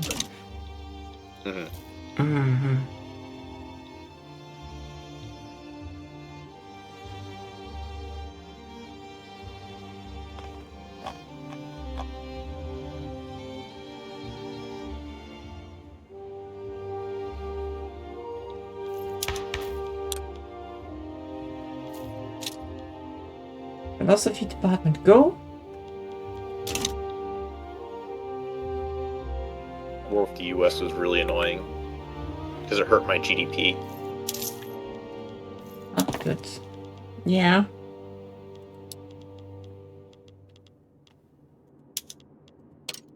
Well, I'm kind of on a timer right now because I want to try doing the Brazil unification thing because I haven't done it before, and I was so close to doing it, and then the U.S. started bombarding my coastline, and then that kind of set my GDP growth back.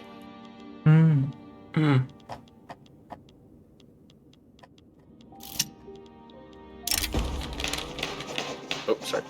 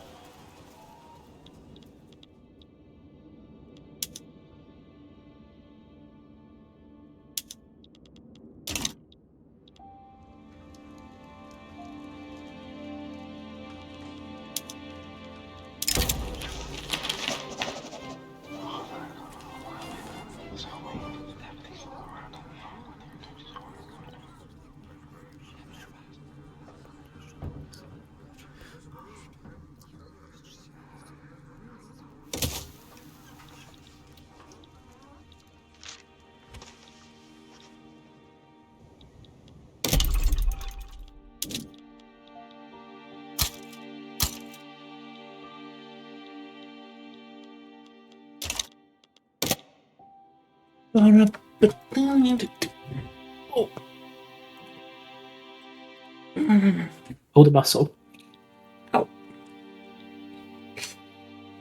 What you did? No, I've always did like, ow. Yeah. No. I stretched and it hurt a bit. Again. Oh. But I said pull the muscle. Yeah.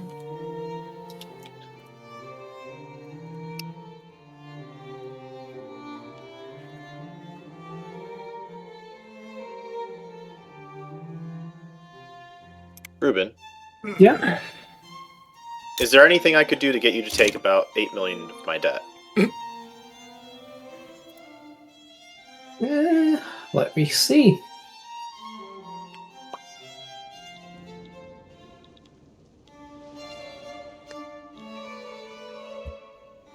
I do actually, fully enough, have the money for that. However, that's quite a lot to take on, don't you think? Is. I admit it.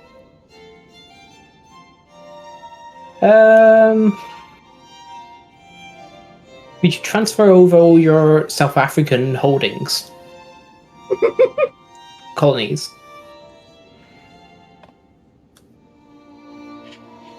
Or was that too much, do you think? Can I keep Transvaal? Actually, how about we do something like Zuzuland, Zululand, Transorangia, you know and those Northern like, Cape. yeah, The parts that I directly own. yeah.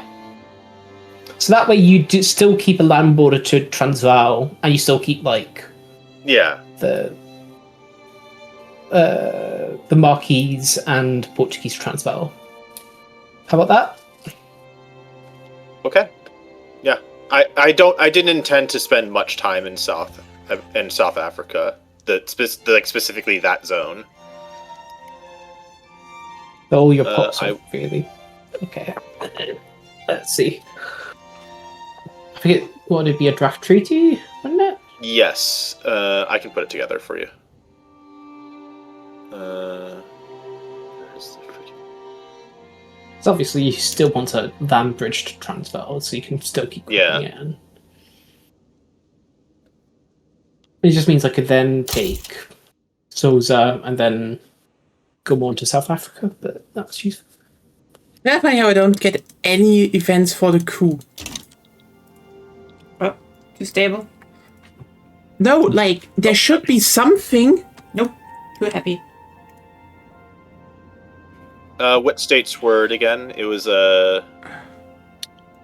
Portuguese Northern Cape. No, like, the whole point of a coup is that you can Transorangia do something against it. and Only with Venspa. It's totally random. Zuzuland. Okay, so are you telling me I'm having a coup where there are no events and it just advances? Apparently, yes. What ass bullshit is that? Why are they queuing? Oh, Huh? Yes. Ruben, I can't do it in one. I can't do it in one deal, but I can give Portuguese Northern Cape and Transorangia to Cape Colony directly. They're seeking to halt the enactment of secret police. yeah, You that's just need fine. to stop, like, read it actually for once. As long as I get Yeah, the Zuzuland, thing is just then I that'd be fine. No, thought I could Yeah. you read. You read now. You read the journal entry. No, I don't. You read the journal entry. Up. Scroll I'll fucking. hand them that, Yeah. and then I'll hand. Advance of depleted 7 by okay. Coup strength 7.99, subjected by the generous coup resistance. So, if you don't want that to happen, I should give it up. yes, you should stop doing that.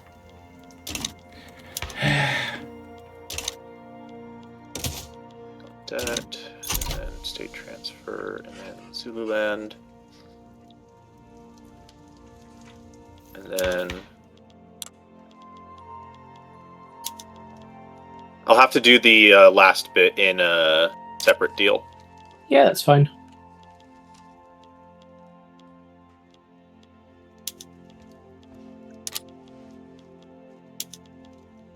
Oh wait, I can't do it right now for that last bit because it's still being colonized. But I'll hand it over when it's done colonizing. Sure. Okay.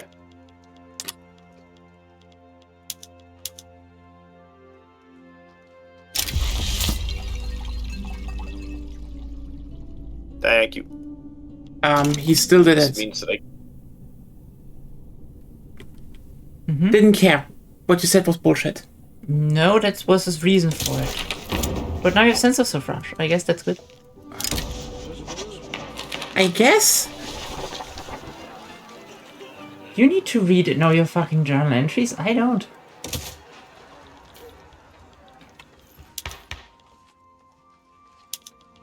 I wanted universal, but I guess now we have census.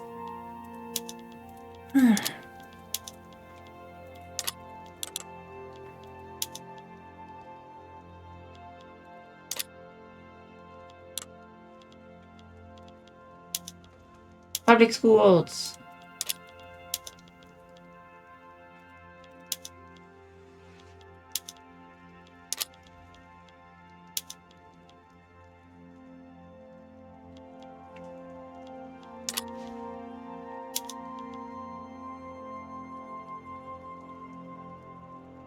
more Chinese are able to read now.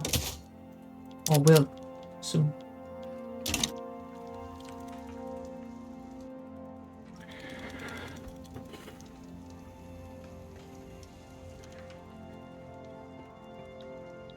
That's good. Shan has a peasant rebellion apparently. Again. No, it's an abolition.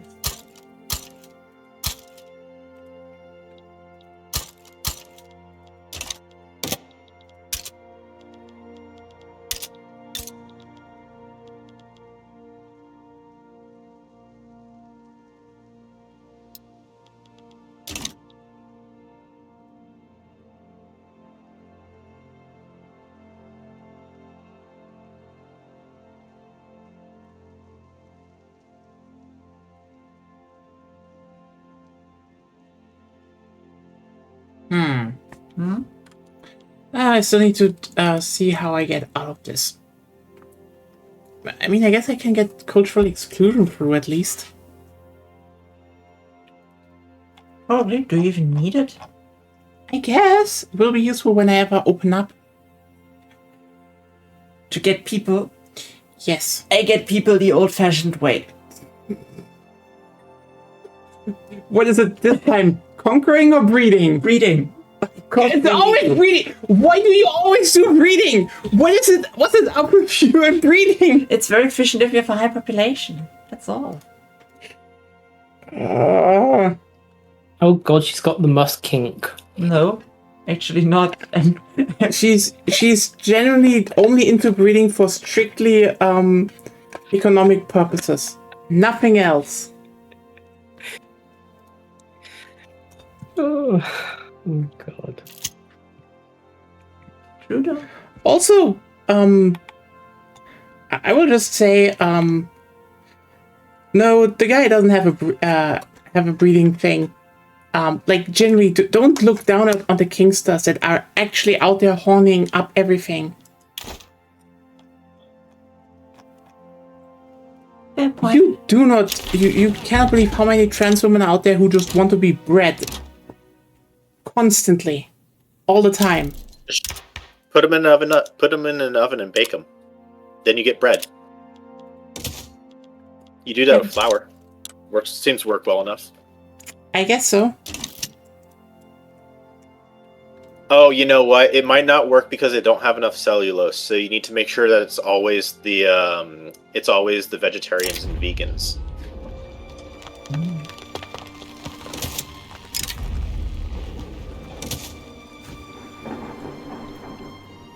I've decided that my logic is flawless. Ah, I see. No, that needs to be more synthesized. Sorry, I can't do synth. That would actually be cool. My throat is so fucked, like 90% of the year from allergies. I would replace it with a mechanical one. Ah, the cyborgification. Actually, good question. What are body parts anyone would like to replace with mechanical ones? Like, you know, if mechanical body parts were like really good. I don't think they're going to become good anytime soon. That's not the It's question. Really difficult. It's not the point. It's a I type of- know, but even then, the signal control aspect of controlling a machine with your mind directly from that is such a massive pain in the backside to do. Yeah, still not a question. I don't care. Okay. The cyber appendix.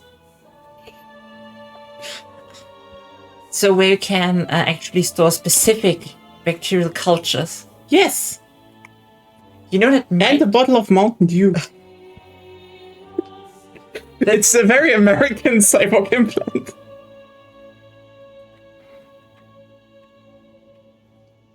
At least then you couldn't get sick from your appendix anymore.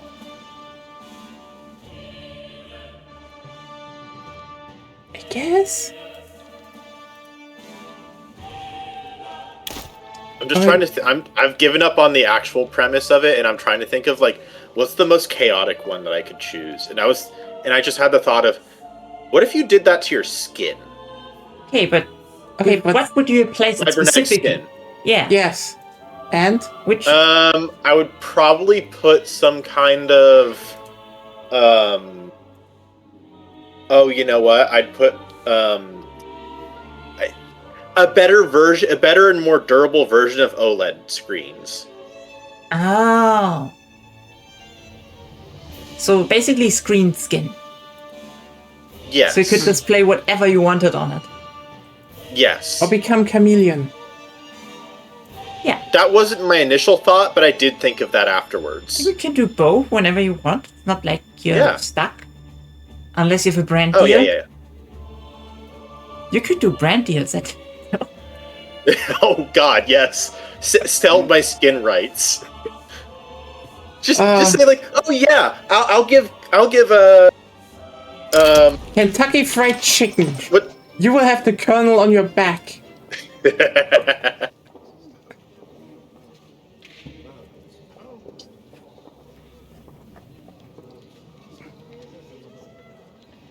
I feel like there's something very curious about the concept, just the core concept of, oh yeah, I have this piece of food displayed on my back. But then, then you get into the questions of, is this really a smart idea because you have, because of the whole, are you going to be wearing clothes thing? I guess you could say that the clothes are now part of your skin. really depends on how you would do it, but you could also just wear specific clothing that shows as much as possible if you want to. And you would need vitamin D supplement. Yes, your skin is gone. Yeah, good point. But then again, it's not that hard for people to. No, it's Like, it's not just that uncommon. it's just one capsule, and that's that.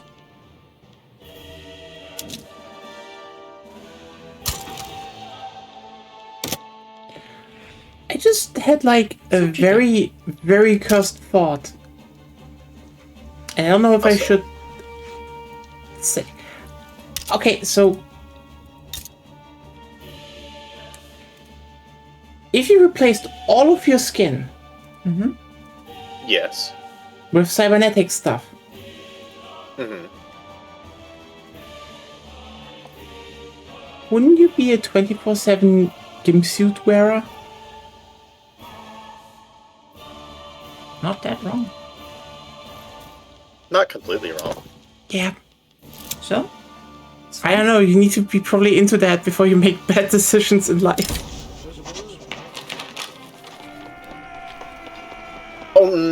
Actually, I would say no, because if we get to that point, then isn't our skin just a gimp suit? Well, technically... We're getting into the Because you see, weird that's- philosophical questions now. Yeah. Exactly. Because technically, cybernetics are artificial organs, rather than they're more cybernetic organs than they are prosthetics or prostheses. depends, but yes. They can be, but ultimately it's like it can. The prosthesis can't. The organ can be a prosthesis, but the prosthesis doesn't. But that doesn't make it a. But just because it's an organ doesn't mean that it's a prosthesis. So Yeah, not it's, necessarily. classification scales. Yeah. And we have weird discussions now. Fine for me. Then again, cybernetic tails, though. Really depends. I mean, Japan made a company in Japan made like 10 years ago made a tail that operated off of a sensor that sensed Oh yeah, that's I know electrical that. signals in your tailbone. Honestly, I'm actually rather surprised that that like the furry community doesn't discuss this more. yeah, right. I know. Or they also had like ears that flick on brainwaves. So I'm like,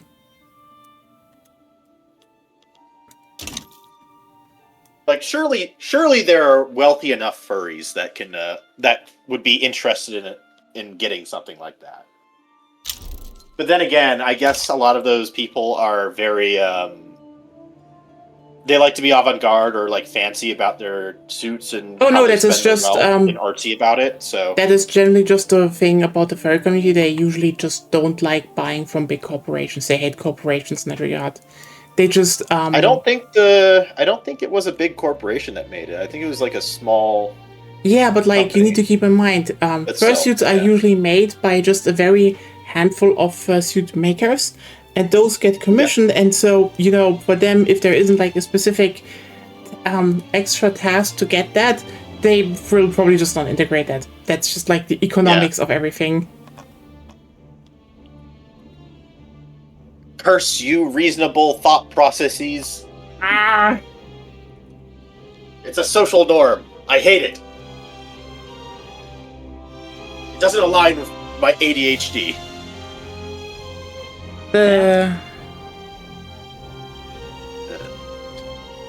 I actually might get the diagnosis sometimes, maybe even this year. you're on a wait list. I'm on a waiting list. Congrats. Then I can tell everyone what they already knew.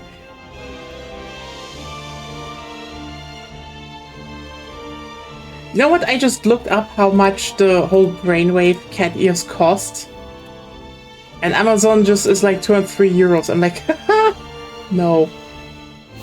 That's expensive, but I mean, not bad, given that you need given like the stuff that probably goes into it. Because you need the sensor, you need the neurological sensors, the motors and the battery stuff, and all that, like all those kinds of things. Cool. So there's more parts in it than just like there's more complex part systems and stuff than say Catgirl headphones. Those were also apparently a whole thing to actually manufacture, but yeah. I mean, you mean the one with like also speakers in the in the ears, or just the normal ones? No, I mean quite literally just the regular ass headphones that have the little cat ears attached to them. You know what? You know what? Okay, so this is the thing I hate, because there was a Kickstarter and I think it was actually successful, and it generally had like it was basically you had your headphones, but then also the cat ears with like 2 extra speakers in them, so you could also blast music through the cat ears. And then people I know what you're talking about. Yeah, and then people I've heard of them before. Yeah, and then people just copied them without that, and it's like, I know why, but still.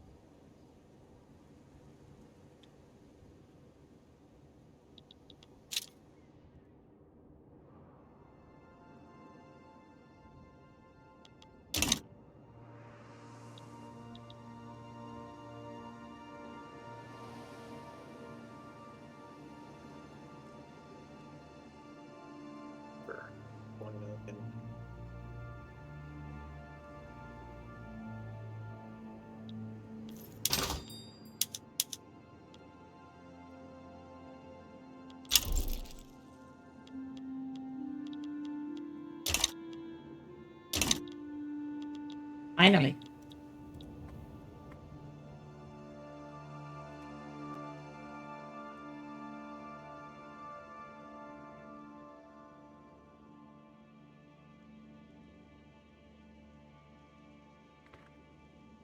Alright, you cannot have laissez-faire with legal guardianship. Apparently. What? I have it. I can't. That might be a China thing. Yeah.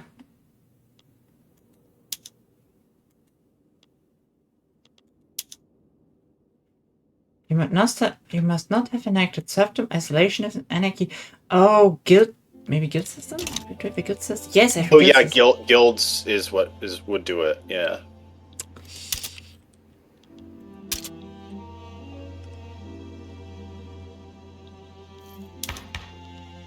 I'd say go for right to associate or something, but apparently I can't. Let me go to combination act.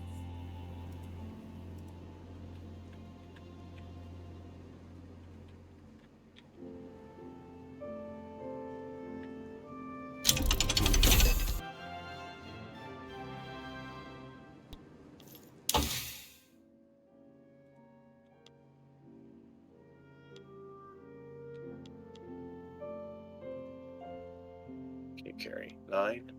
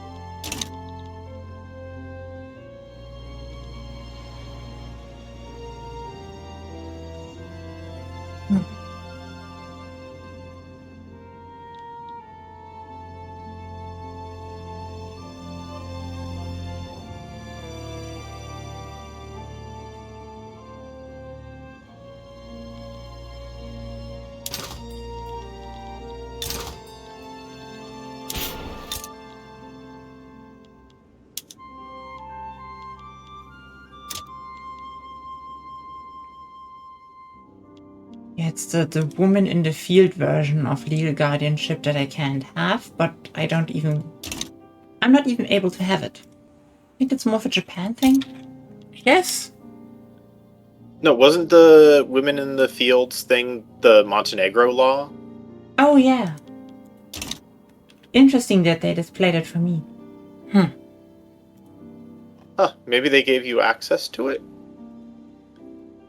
No, I can't select it. Maybe it's probably just a display bug. Probably.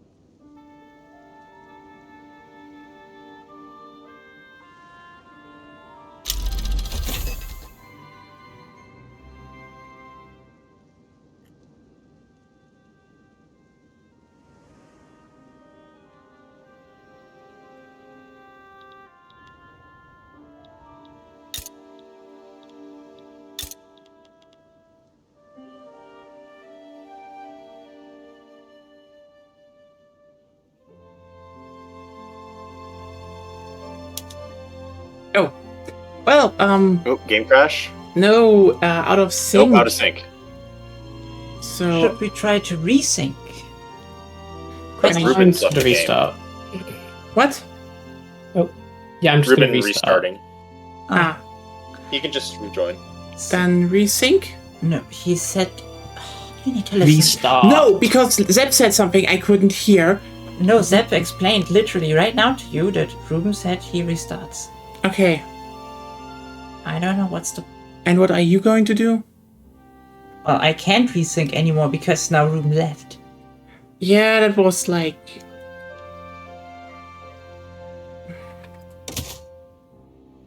And continue without these players, and I save. Mm-hmm.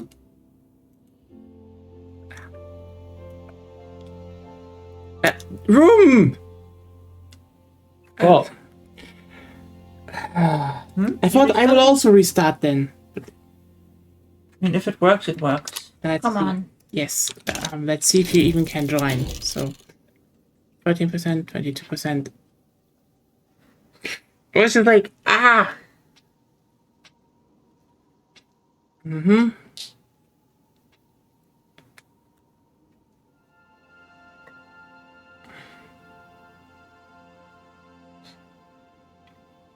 I start thinking about dinner now, actually. What do I want? Food. Food. So, can I even come in? Good question. Well, Ruben is getting in, so Room is, it yes. looks like he's getting in. Yeah, but I had problems already, so let's see. At least you get it. I'm loading. Okay, good. admin. Mm-hmm. Her voice. I'm in. I'm Batman. Is Batman a hacker, though? In some movies. Technically.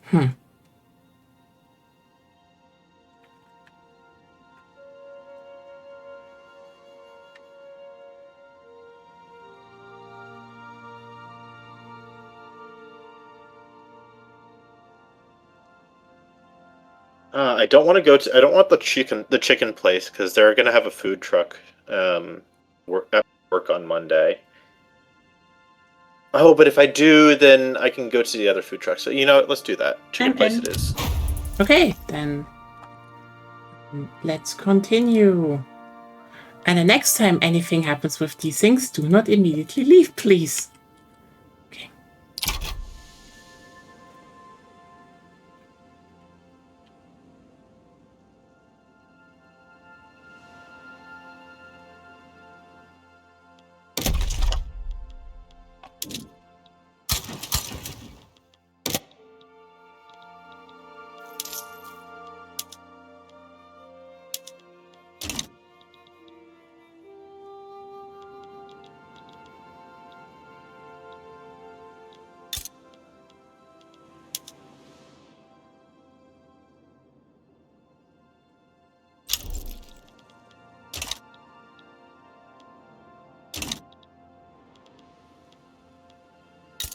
It's kind of funny how you actually need to, if you build engines, you actually need to subsidize your first factory sometimes for it to even start building.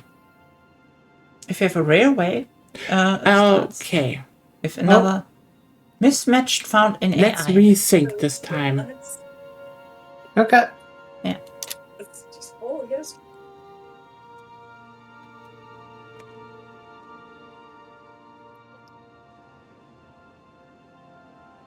My game crashed. You know what? That means... Oh. I shall, save. I shall bombard Paradox with messages. Messages that get sent directly to Martin's phone all the time. Every bug report. He cannot sleep at night. All his waking hours are thinking about all the bug reports. This is totally his job. You know, I'd quit if that happens.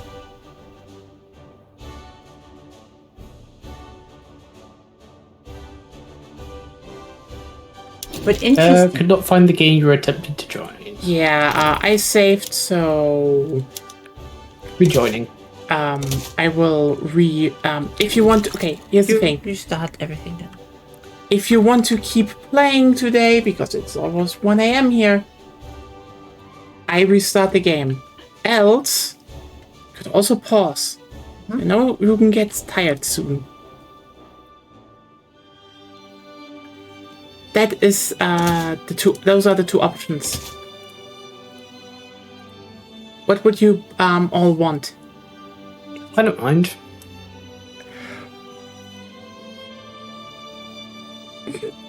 What do you not mind? innocence. I don't mind continuing or just leaving it for today. So, the only person who can decide if you will go to sleep, like if you will go to sleep, is you. Probably not for another hour. Okay. Okay, then I will restart my game. Oh, okay. Yeah, Zep was away, I guess. Just slightly away because I was organizing getting my food picked up. Yeah, the option was either we pause here or do something else, and yada yada yada yada. You know, Would like to continue. good.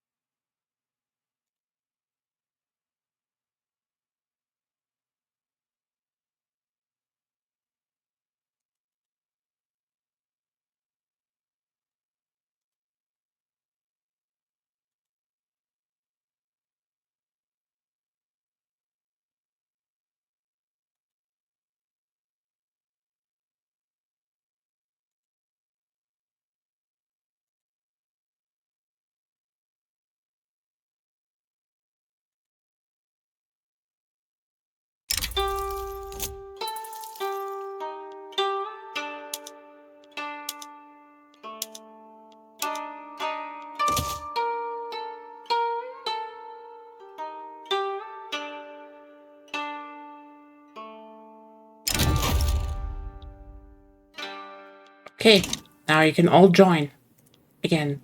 Yay. But it's an interesting error that it says there. Why? AI mismatch. Ooh. Probably because. I would imagine because possibly there might have been an AI assigned to a player nation. It's possible that happened. Okay. You could go back a month, maybe? Because it says every month or so, doesn't it? Anyway, I will be back in a second. You all load in. Okay.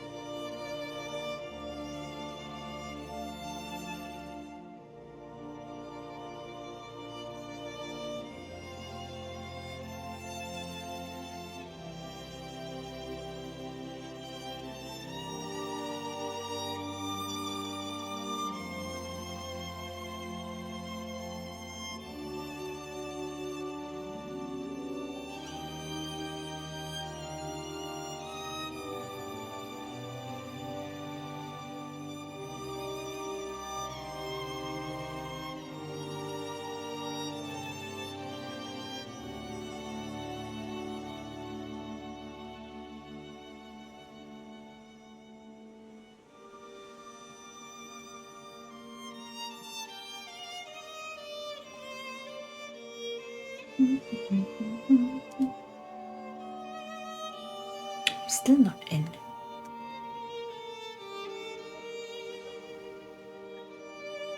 Wonder if I'm in the initializing game problem.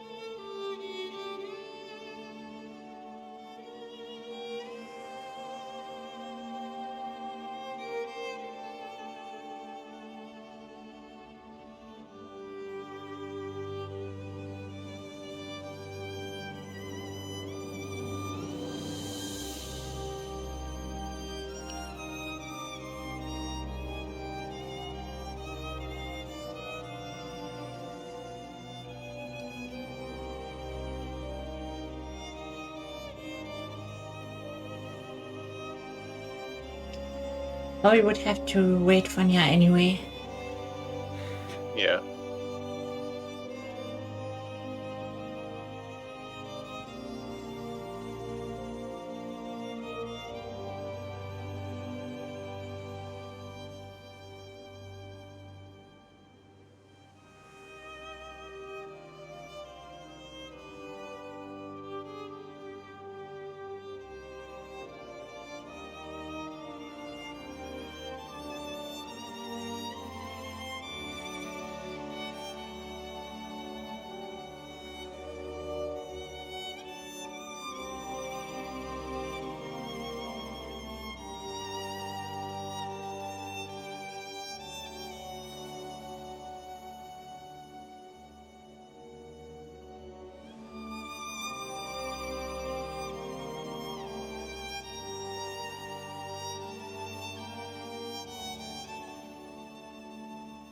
Yeah, I think I'm in the, I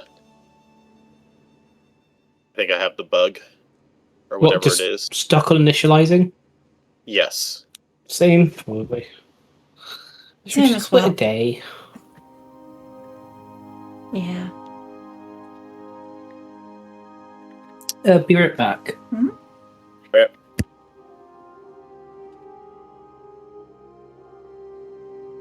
The thing is, I have like an idea that I want to try out, Mhm. and I don't want to forget it, because if I'm successful with my idea, then I can complete we'll start the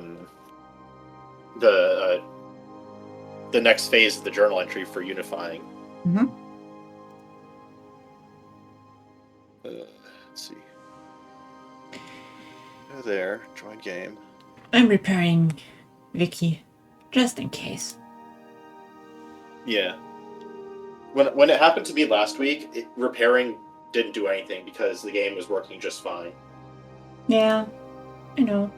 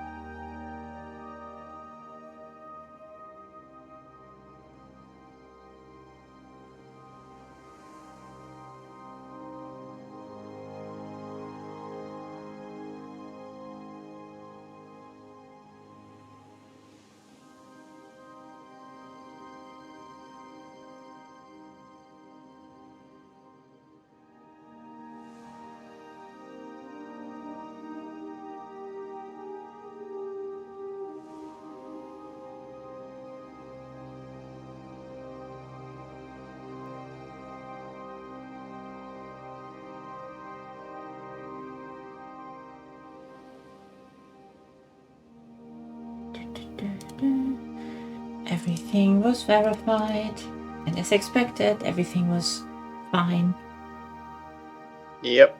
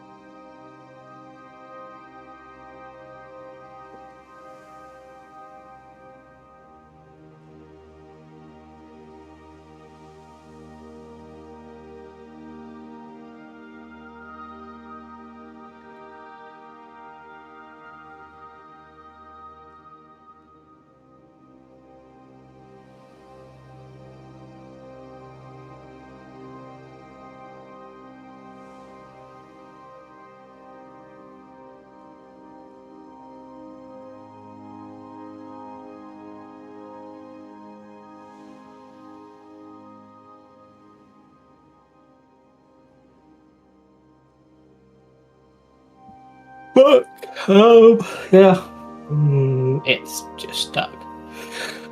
Yeah, that's why I'm restarting right now.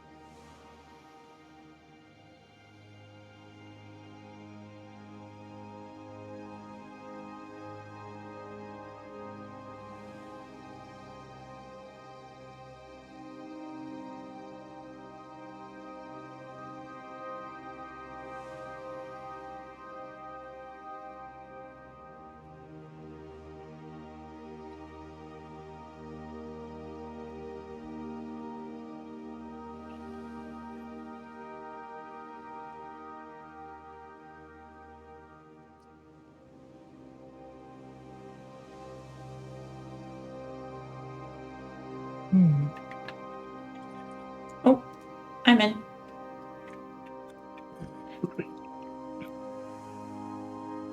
You're in? Yeah. Okay. Nice. I've been waiting longer, and I'm. I don't know what changed, but this time I was able to get in. Oh well, I'm gonna maybe I'll verify and it'll do magic. Somehow.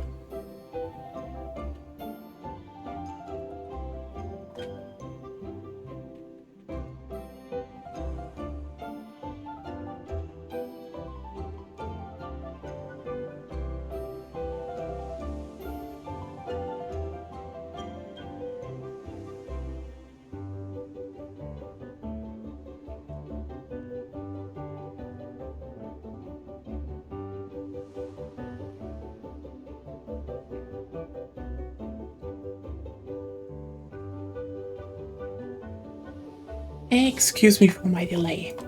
Hope everyone's doing so well, and did everything work out? With enough, We're working on it. yeah, with enough restarts, it worked for me, but Oh, damn. So just tech problems needing to be ironed out. more or less.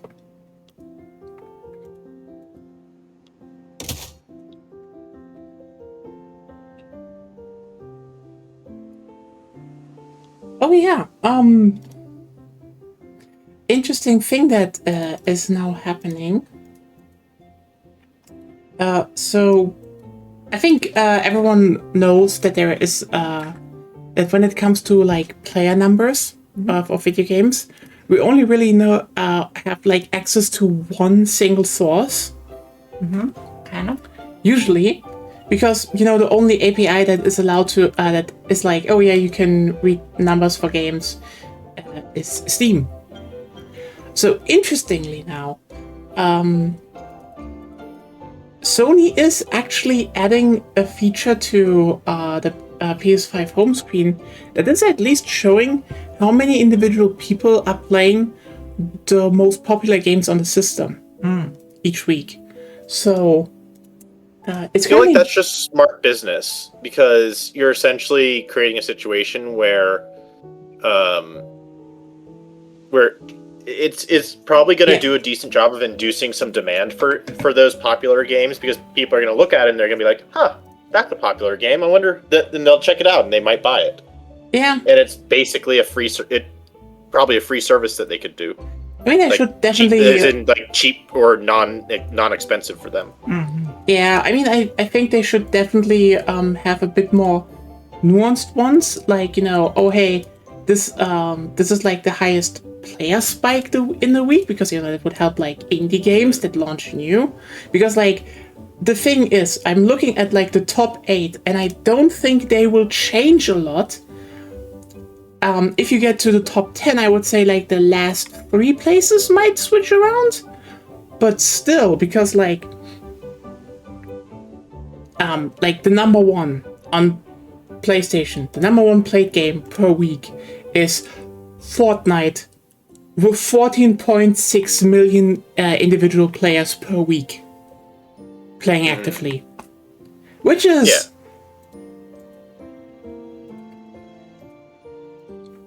Okay, listen, you know what? Fuck it. Hey, Tim Sweeney, you fucking useless hack of a person. What do you mean? Oh, we need to get financially stable. You have 14.6 million people playing on PlayStation alone each week. How the fuck do you fuck that up? You have the most popular game on the planet, and somehow you waste money? Oh my god, sell your cars, you dipshit, and take a pay cut. Anyway. You're not fine. Oh god. What?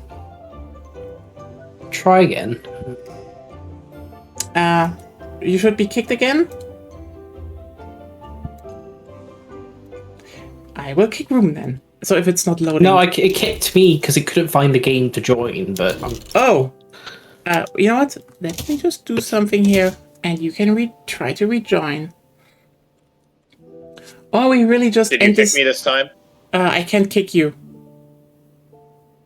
Yeah, you're not listed as trying to join. Yep. Well, did you kick me at all? Or did I just time out on... You probably just timed out. Also, by the way, if you're wondering how big is the difference between, the most played game and the second most played game on the biggest platform on the planet, well, the second most played game per week, apparently, on PlayStation is fucking Grand Theft Auto 5 with 5.13 million. I know it makes sense, but you know what? This game should die already. I mean... At some point. Listen... Well, if they finally release 6 and start, fucking cracking down it won't! You know why 6 probably won't break that spell? Because here's the thing. Grand Theft Auto 5 is basically living off all of the fucking role-playing servers. They basically gave the game a whole new life. And I'm going to be honest with you, I kind of hate it. Because, back in the day, a GTA came out, you played it, you had fond memories, you talked with your friends about it, and you moved on. Now you have people constantly doing role-playing bullshit and why? Why do you keep playing this game? There is more out there. It just grates me on a boomer level. With the role playing thing, that's an old. Action to host timed out. Yeah, it doesn't work then. Then I need to restart. Wait, I restarted the whole game. Yes, You already did. I don't know what's going on. You know what, everyone? Let's just keep yapping a little bit. I'm gonna do one more try to join. Okay. Okay, sure. Hmm. In case it's not liking us joining multiple times. Yeah. Like multiple people joining at once. But yeah. By the way, the third most played game is Minecraft with 4.9 million. Also, not really that surprising. Call of Duty, Apex Legends, Marvel Rivals, Battlefield 6, and Ark Raiders. Can I just point out that this just kind of made waves through the Battlefield Discord because people have been pushing for months that 6 is dead and no one is playing it anymore. And now they just drop. Oh no! There are 1.5 million people playing each week. What? Those are crazy numbers, honestly, for a game supposedly dead. And I mean, Call of Duty is running on Warzone because, like, you have like the 3 most popular battle royale games all in this list. You have Fortnite, which most people play. You have Call of Duty, which like apparently just the subset of boomers that wants to play battle royale plays, and there's Apex Legends, which the queer people play.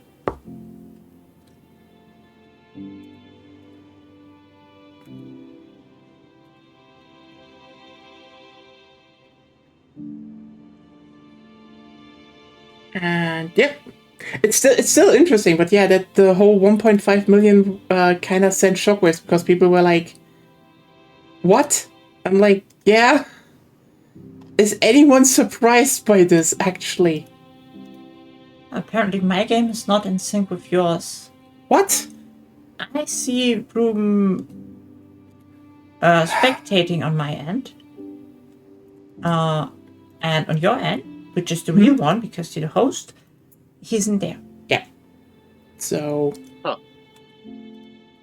You know, That might explain the connection errors. that could genuinely make it a problem. The thing is just, should I kick Agonia and then retry it again? Sure, kick me. Yeah, try rehost. Okay, then I rehost completely. End game. Yeah, because you were showing that Ruben was still there, right? No, Agonia was showing Go- it. Oh, Gonya was showing that. Yeah. Yes, I will So- still relaunched everything, and then you can try joining again. This is basically just everyone. This is literally just us doing basically fucking bug testing here, Q&A, because holy shit. Hey Martin, where's our our QA pay? Hey, you know what? We should just be invited to ParadoxCon, no cap. Just like we can stream from there, have a live talk. Yeah, it's not loading. You haven't heard that she's restarting right Yeah. now, right?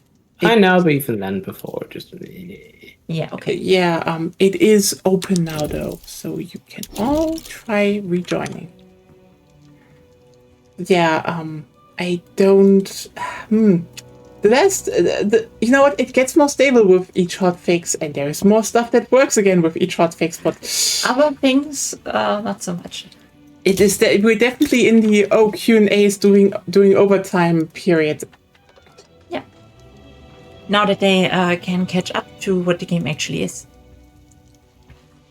Before they change shit again. I think QA can handle it.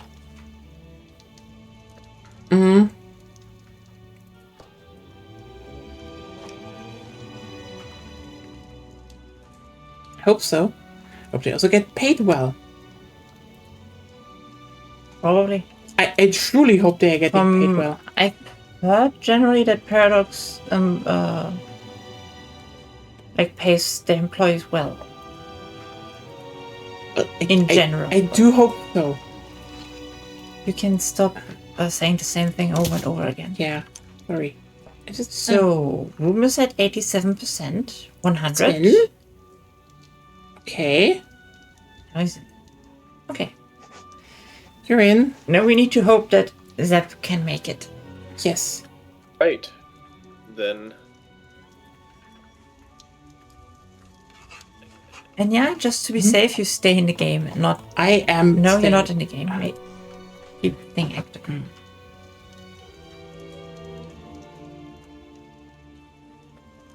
Just in case. Yep. Sometimes things are weird. So, probably because of your desync did we have the problem. Zep joining? Okay. You're in? According to... Oh yeah, No, I'm at 100%. 100% Yeah, it's join. 100%. I am. Okay. Wait. Jing is back.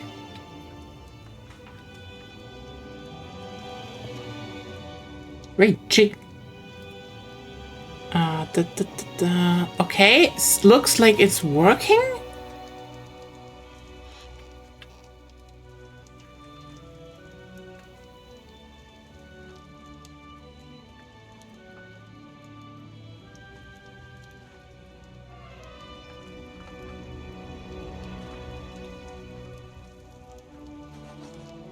I'm in.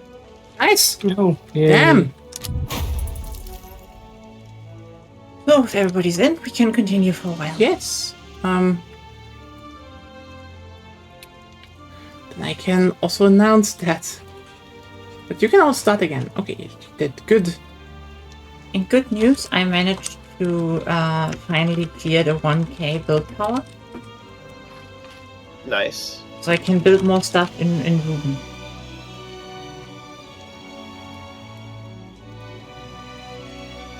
Mostly in the Midlands, apparently.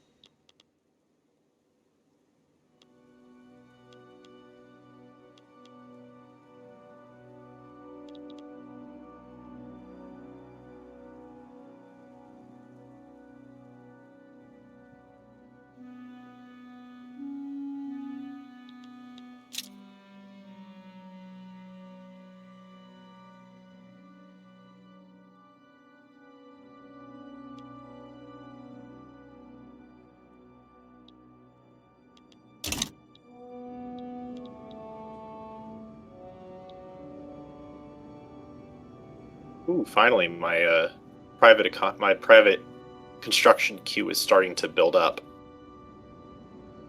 It was struggling a little bit for some time, but now it's actually starting to do some stuff more consistently. Great.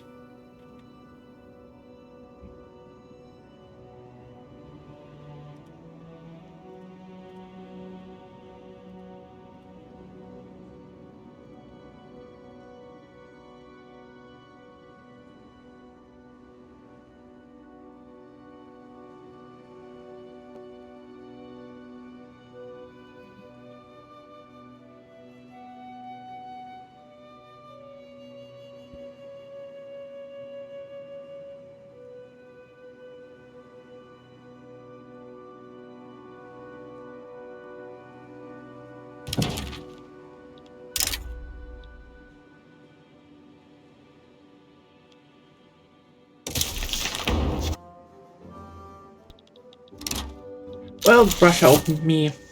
Lol. It was bound to happen. It was bound to happen. You could have fought with me if you want. I mean, I just weight having an open market, so considering how much I'd some produce of some things, it might just be useful.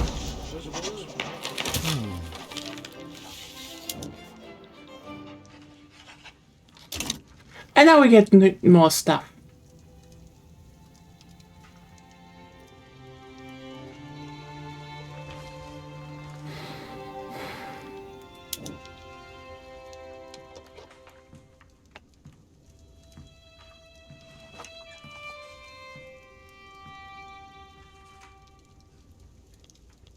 Yeah, I think I won this. No, I mean the Ryuku. The hidden domain. Why? We're equally balanced. No, we're not. But that's because you don't know how to actually read those things.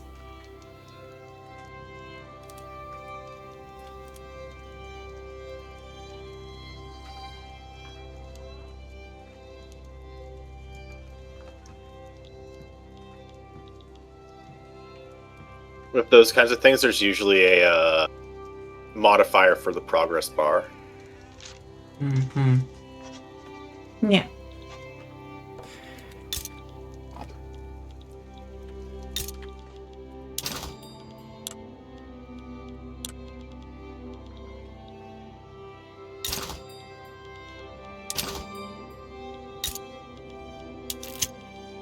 You just need to hover over the progress bar and then you know. I know.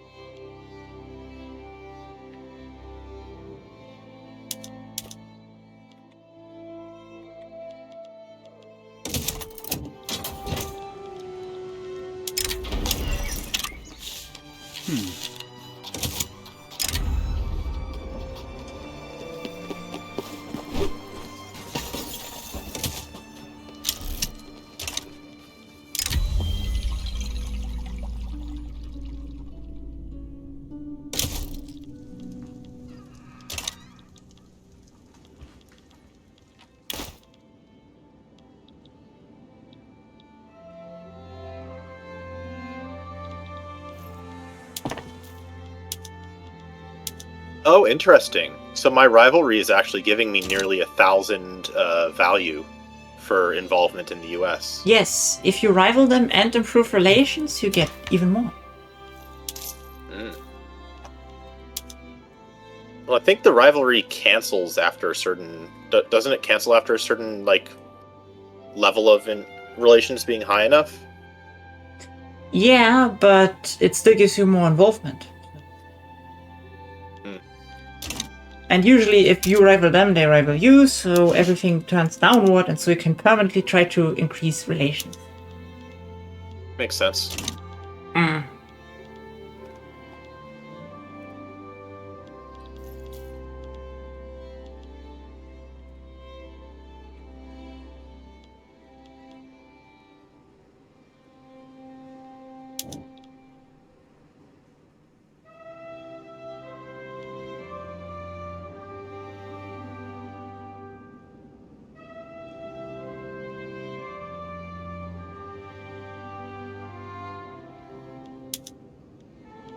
See, I'm winning. Shut up. It's my island, Shane, not yours. Just because you actually built an industry before me.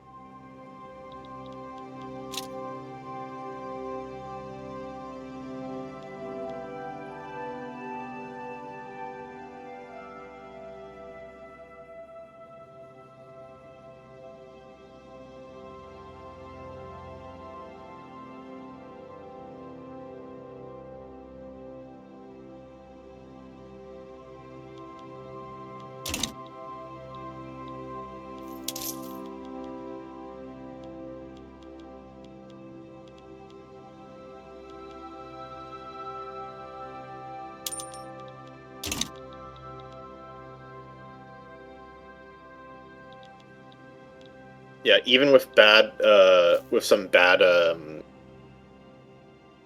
like battle condition rolls that I'm getting, I'm still able to win a negative 40 front line because I'm better supplied. Yeah, it basically just checks the stats, and the stats don't update. Yeah, it checks the stats and the number of people. It doesn't actually look into the modified stats. Yeah, it should, but it doesn't.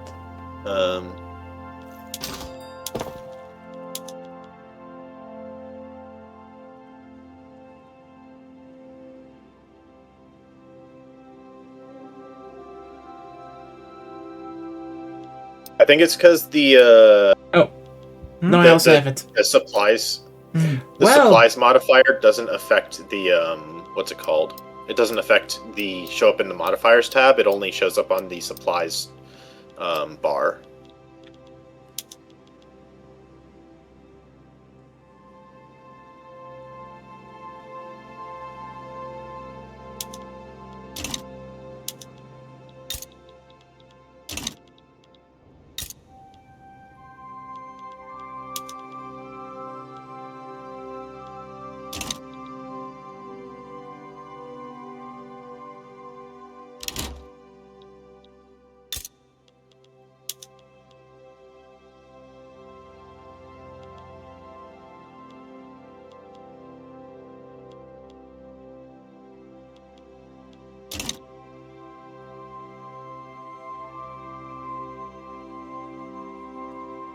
Thank you, Egypt. What did Egypt do? They gave in to, I'm guessing, Sinai. Yeah. Oh. Oh. Someone is getting the straights. Great, Ching. You want to have all the power, right? Ideally.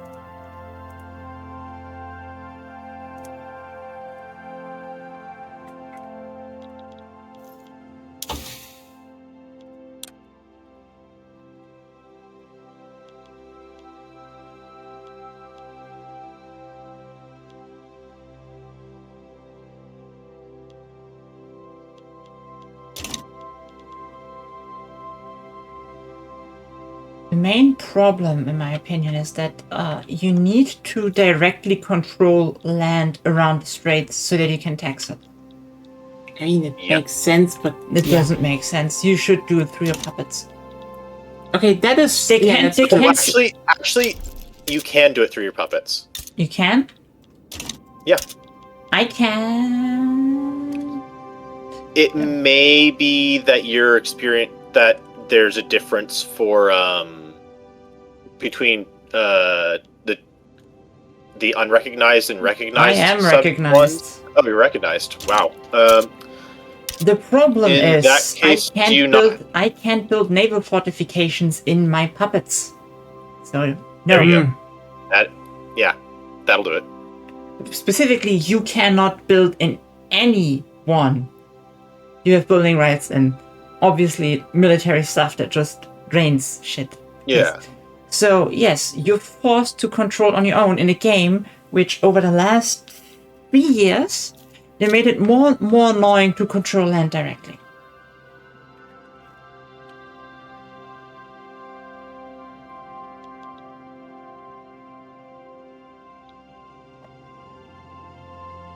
Which I don't like.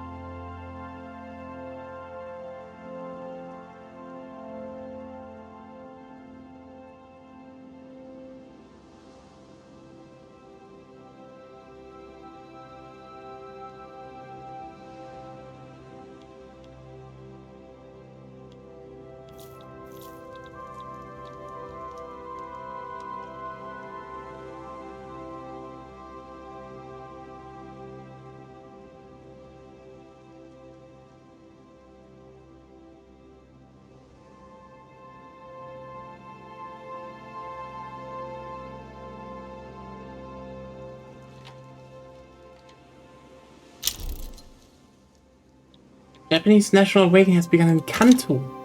Ah, Nice. something happened on this tick.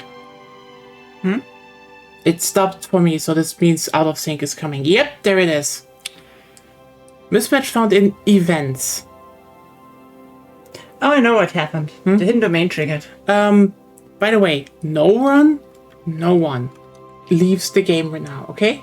Okay. We're resyncing. Could also be that my game crashed. It could also be that I just triggered the United Kingdom one. Could It was be, set to make Brazil a personal union. but What? Actually. Could be. Okay. No, ours is almost, not fully. It could be Zep, actually. It was likely me. It could likely be Zep. Yeah, that Because sounds... the game froze immediately after I clicked on the event. oh yeah. But yeah, I think I've won the Ryukyu Islands. I know. You And then you haven't need to done give them to anything? me, because they're mine. I can sell you Navy later, okay? Do you want to still eat? I don't need to eat. Oh, yeah. What? In not long, I'll be able to sell you a navy as well. I can build my own navy. You have 0 Navy still. Yeah, okay, I need to fix the goddamn economy, and it's all you. I can sell you 100 ships in a few years. No, I don't want your shit, Chinese ships. I want quality Japanese ships from Hitachi. Anyway, Hitachi is Korean. Mitsubishi. They don't build ships. They do.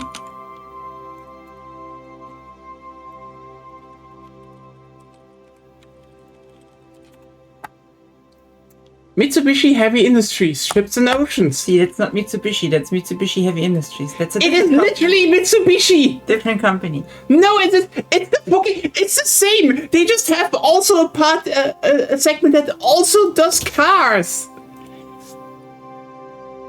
Also, you're screaming a lot. Like, I don't like that. and I'm sorry, it's just like you keep saying shit here. Yes, that's my job. The scenery is isolated. What the fuck? Built port. No, there's already port. I built another port. Yeah, because Mitsubishi actually built a lot. I'm building also a lot. Oh, nice. I can see the really, really badly pixelated Sine canal. Look at it. It's basically done, My but background changed, which means that something's happening. I'm in. yeah, yeah. Oh, on. nice. Okay, and I'm in. Do I get the event still, or is everything broken now? Nya needs to start because Oh, she's still. we will see. We will see if it's broke or not. Okay, so Okay.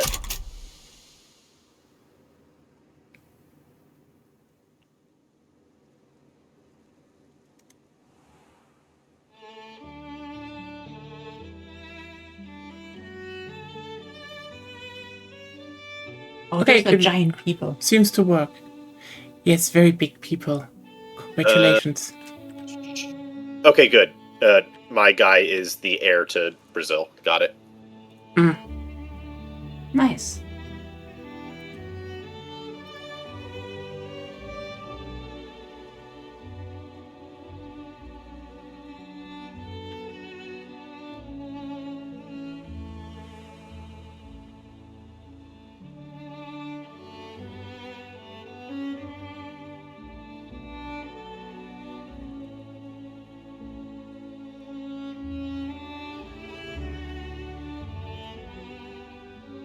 You know, it'd be nice if I could read the frickin' journal entry for because my getting Japan requires Brazil requires them completing the Magnanimous Monarch.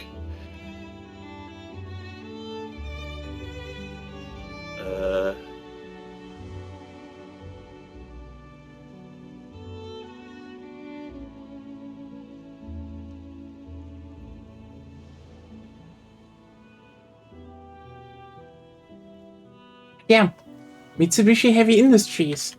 They produce everything from aerospace, automotive components, air conditioners, elevators, forklift trucks, hydraulic equipment, printing machines, missiles, tanks, power systems, ships, aircraft, railway systems, Breeding and space machines? launch vehicles. What? Breeding machines? Printing machines. Printing machines. Okay. Like, Mitsubishi just makes printing equipment. Yeah. Nah. Depends what kind of printing equipment. I think I know. Oh, what was the Japanese company that was going into? I think was it ancient. It was some sort of printing technique. That could be. Oh, it was Canon. That was it. That could be used for certain kinds of photolithography. So it means it'd be like a cheaper way to do fabbing, like making chips and stuff like that for phones and RAM, please, more RAM, because fuck me, the stupid fucking RAM apocalypse is dog shit right now, and just I mean, like, just so you know, Mitsubishi, I mean, they're still making the ships for the Japanese Navy to this day, and,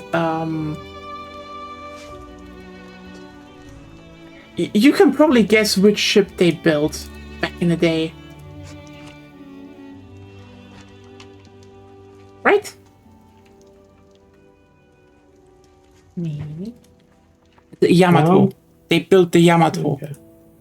So yeah, Mitsubishi was actually very big in shipbuilding. I mean, yeah, there was a Zaibatsu, weren't they? So did a bunch. I mean, they're basically just a Japanese Chibo. Yeah, that's the thing with Japanese companies. They're kind of everywhere. Like, I mean, nowadays, everyone knows Sony basically only because, they're doing the PlayStation, and this is like quite literally the thing that saved their whole goddamn company. But literally the higher ups until the PlayStation 4 just were like, yeah, we're in the console business because it's a business you can be in. We're mainly producing computers, computers, phones, Walkmans, headphones, just all the technology, TVs. Sony was everywhere. Sony was one of those, how was it called again?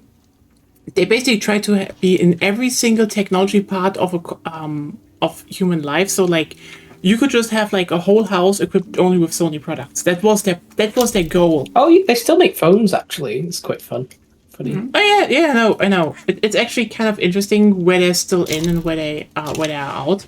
Like their phones with together with Ericsson were actually pretty good. And then you had how's it called? And then there was the very, very interesting development of, that just crashing because none. Can we just point out how much the phone market basically crashed? Simply because no one but Apple figured out that people wanted a thing with that is just a big monitor in your hand. That is, it's your phone. You can do like very basic you can all the PDA stuff you would have a different PDA for, and you can type better, and you can listen to the music like it's an iPod, and you can also watch movies relatively well. It helps that they were like right after Blackberries came out, like well enough that Blackberries were used, and thus people who it was like the perfect opportunity. Let me just put it like this. Blackberries were over-engineered. iPhones were like all the stuff you had in Blackberries, but in a way that was not kneecapping people in usage. If you get what I mean. So...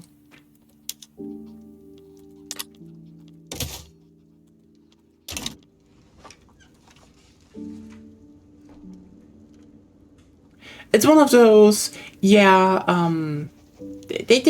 took their, they kind of did irrevocable damage to so much, actually, because,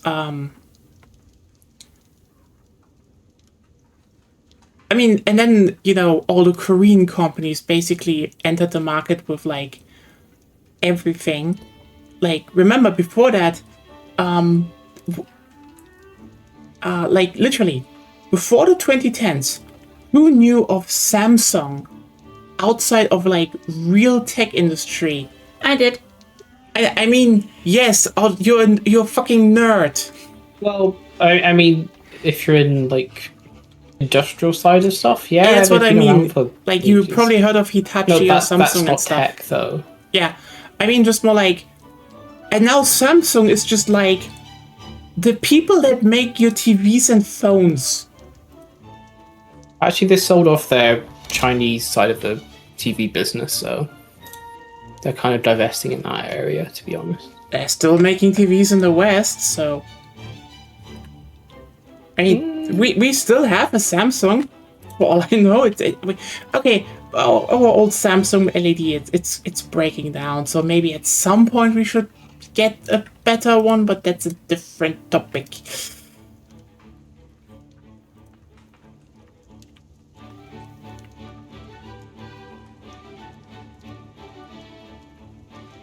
But yeah, Samsung phones, they're super popular for a good reason. Like, that's the interesting thing to only because Google put out Android, like a unified, quote-unquote, open OS system for phones, did so many other companies actually join the market. And it's kind of ironic that Sony kind of collapsed before that. Because they made good phones. And now they're just out of the game. Like, the ones you buy are iPhones, Google phones. Because Google is a phone manufacturer now, I guess. And Samsung. Nobody buys them.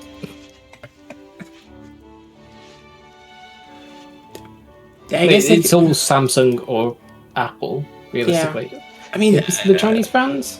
I mean, there are Chinese ones, like there's Huawei, and they're fine.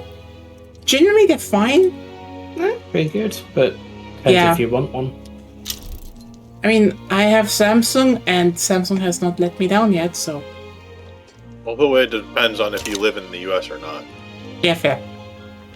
That is Also, another big point. I don't like their default, there's so many default shit in it which has to change to make it not shit. So Yeah. like when you what's it? Do you know when you go up to look through all like the open applications and it just goes up and to the left? I fucking hate that. The fact you have to go and do like all the what's the name of the application? The specific stuff from Good Luck and all that to change that functionality, because for some reason they decide, you don't just scroll through, you want to go just up to left. Instead of just going up, you just go up to left. That's not that useful. Terrible. Yeah. Freedom to start.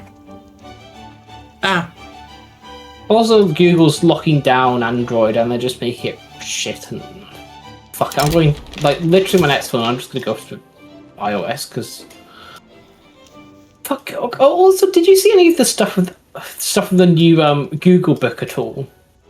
No. No. Okay, yeah. So they decided this is our biggest Android update ever. We're gonna do a bunch of new stuff, and then it's just we're gonna shove more AI in it, and we're gonna make Chrome OS even more AI, and we're slightly hoping that they would turn I don't know, Chrome OS into an actual proper desktop operating system. No, it's just kind of Android. funny. It's kind of funny to think about that Windows. Honestly, smartphones are good at what they do, but honestly, in a lot of ways, they've kind of stagnated, and you can't really do much more with the way that their operating systems work, even if the chips get even better. Even the chips they currently are really good. Like you saw the MacBook Neo. That's using an iPhone chip. It's fucking great. the actual silicon inside is fantastic. Yeah. The problem is, your software is shit on Yeah. phones, or it's well, not shit. It's very specialized to the task of being a phone, which I mean- doesn't work well if you want to do any sort of actual work on it. I mean, Like, that's how you know, notice 'cause how you- Google and Co are like legitimately sitting on the higher end of the idiot Kool-Aid drinkers, because like while they're not, you know, true Gen AI believers like the CEO of Level 5, who's just like literally ruining the whole fucking company, which is insane. well, it's not even that. It's just like the entire, even the whole Google Book stuff, and same with Chrome OS. It's just more shit to push people into the shitty app store so Oh. they can maintain their Oh yeah, monopoly obviously, and but also rentier status. but also Of they're- which, have you ever actually tried using the like Play Store at all recently? a bit, not really. It's 70% of the screen is ads. Yeah. Oh yeah, that I noticed. And even then, if you were to buy something from it, they get a 30% cut of. Yeah. I mean, you know, I hate to say it, but this is like literally the one reason that how's it called? That's one reason why I actually did agree with fucking Epic Games that this cut was just too much, but yep. Anyway, It doesn't cost 30% to run it. It's just a. it's just because they can rentier make it. Because Valve set Just the because- price. just Everyone because, everyone and then- said, What does And- Germany? And it, What? Germany invades through cars? I guess. If they have an alliance. Yeah. Interesting. But yeah, no. The interesting the thing here is that It's just a lot of such a Oh companies. yeah, they have long- military access. It's just such a long way. I've never seen I mean, that hey, before. if you get it for free though, better use it. I mean, look, no, you can look. I'm just- They either could get military access through Croatia, which would make My sense. point is that the invasion range is pretty long. Normally, Yeah, they should definitely change that a bit. well, military access logically makes sense in that case, and just usually Yeah. that's not how it worked. Yeah, fair. But yeah, I mean, a lot, you know, a lot of companies now also just want to artificially boost, like, oh, this is how much our Gen AI product is actually being used. Like, for example, a Gen AI thing. It's the whole rise of the whole platform model of businesses. oh, the platform model is there already. Like, they just push more and more bullshit now. And I mean, I just want to point out. I know you talk, just like, want to about the- bash AI as usual. No, I want to but- just point out how silly it is when you or how desperate they are, because like how was it called again? How's that script program in Windows called again? What script programming? There's a script program that where you can write script in. And like quite literally, even if you didn't use it, now it automatically says, oh yeah, co-author is Copilot. Which is just, oh boy, Microsoft, you really if you're using, oh, okay, yeah. So, if using VS Code, and I think if you use Copilot at all, No. They It will changed it just- so that if you use VS Code, they put it in. Even if oh, you VS didn't- Code, oh yeah, yeah. Slight issue about that is that's kind of that's completely the antithesis of VS Code, especially because VS Code is actually an open source thing. I know, It's an open it's source tool. You can so fucking funny. It's like generally Also, just VS Code is shit. I fucking hate it. It's utter dog shit in terms of user experience and UI and everything. yeah, but like But, like, it's still kind of funny that genuinely. it's happening. You know, it's just funny that it's like Yeah, they tried it, but they turned it off. I mean, duh, it just pissed everyone off. So, and I mean, on the other hand, you.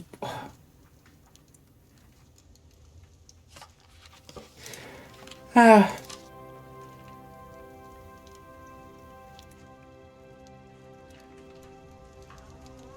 I mean, gentrification is just a thing that keeps happening all the time, but still, it is a whole thing to just watch it happen still, you know?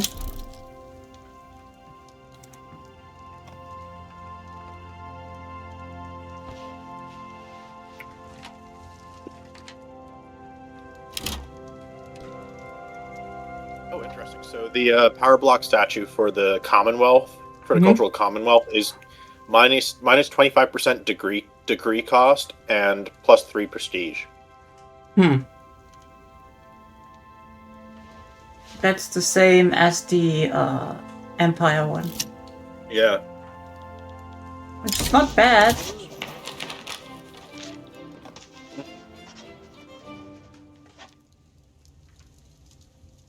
And the shared canon one is actually pretty interesting because you can enforce your culture on other countries,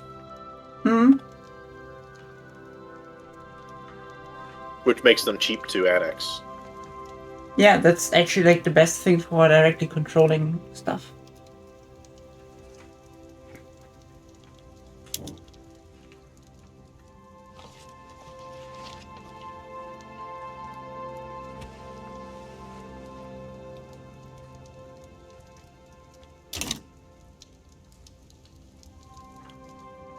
Uh,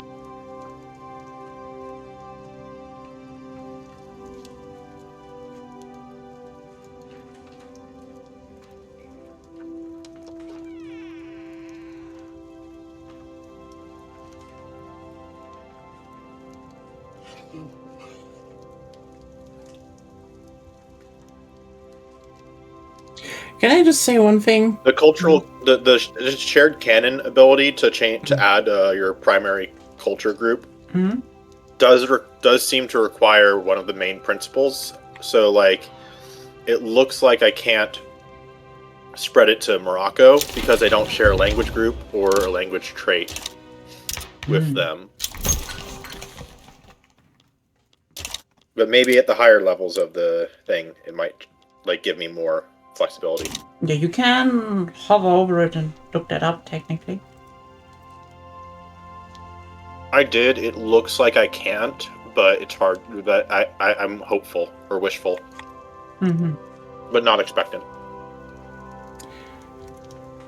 You know, I think they should do the whole commitment stuff a bit more flexible. Because, like, I will not get my commitment from one of the laws, but I will get awfully close. And at that point, I'm like, there should be some sliding scale of how much it will hit you and how much it will not.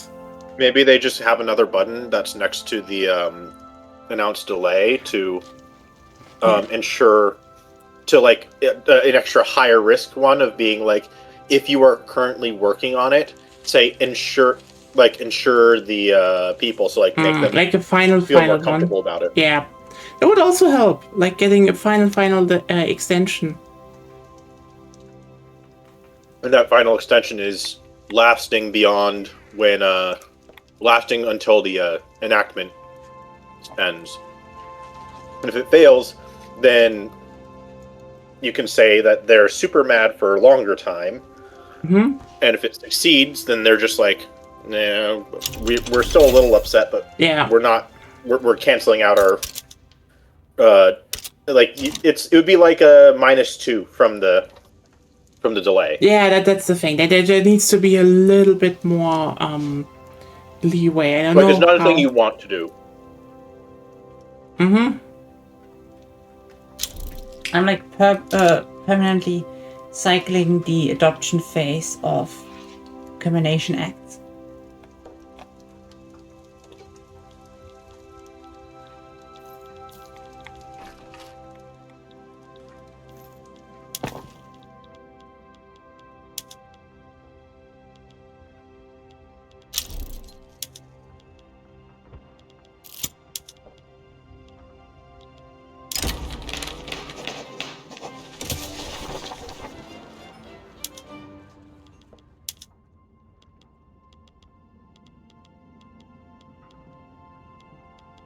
I think I'm going to call it a day here. Okay. That's all right. Okay.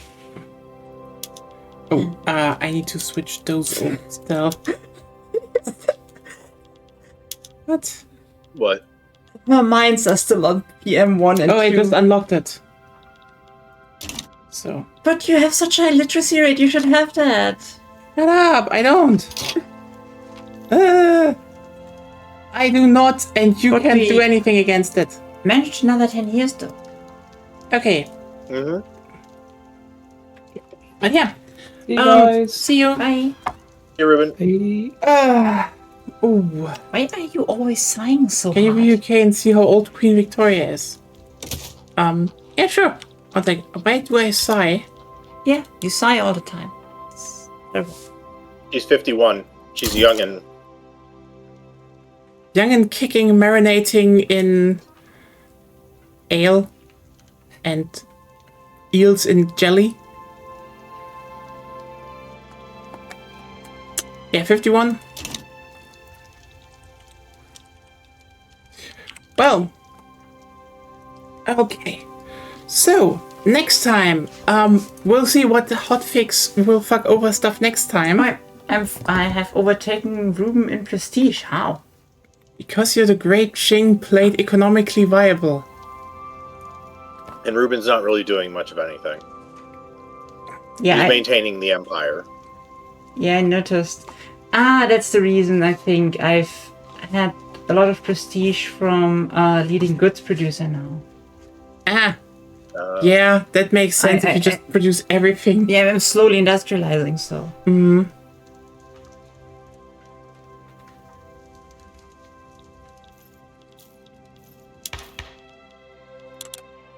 For some reason, I'm the world's #2 producer of select fish without having the company for select fish. I guess I have built lots of fisheries somewhere. Most likely it's the British ones. But shouldn't then the You probably have a... but shouldn't only the building level that is owned by the company produce select fish? Yeah, what I mean is like probably one of Ruben's the Hudson Bay Company probably owns buildings in you. That Yep. could be. Yeah. They've got logging camps, they've got fishing wharves in Taiwan, Fujian, Shandong. Yeah, I'm very grateful for Ruben building me up. Although technically his foreign Q didn't build that much. But he... Which country is that? He builds banana plantations in Taiwan. Huh. I guess. And coal mines in Henan. And a port in Eritrea that will take 236 weeks. I guess you can do that, Britain. Anyway, What am I building? Steel melts in him? Iron mines, fishing wharves, more iron mines, coal mines, a port, more iron mines, fishing wharves, another port, iron mine, and coal mine. Yeah. Anyway, thanks everyone for tuning in. Hope you had a good time. So tomorrow, Yakuza 0 might start later though. I need to still buy food. So you see you all then. Bye. Bye. Like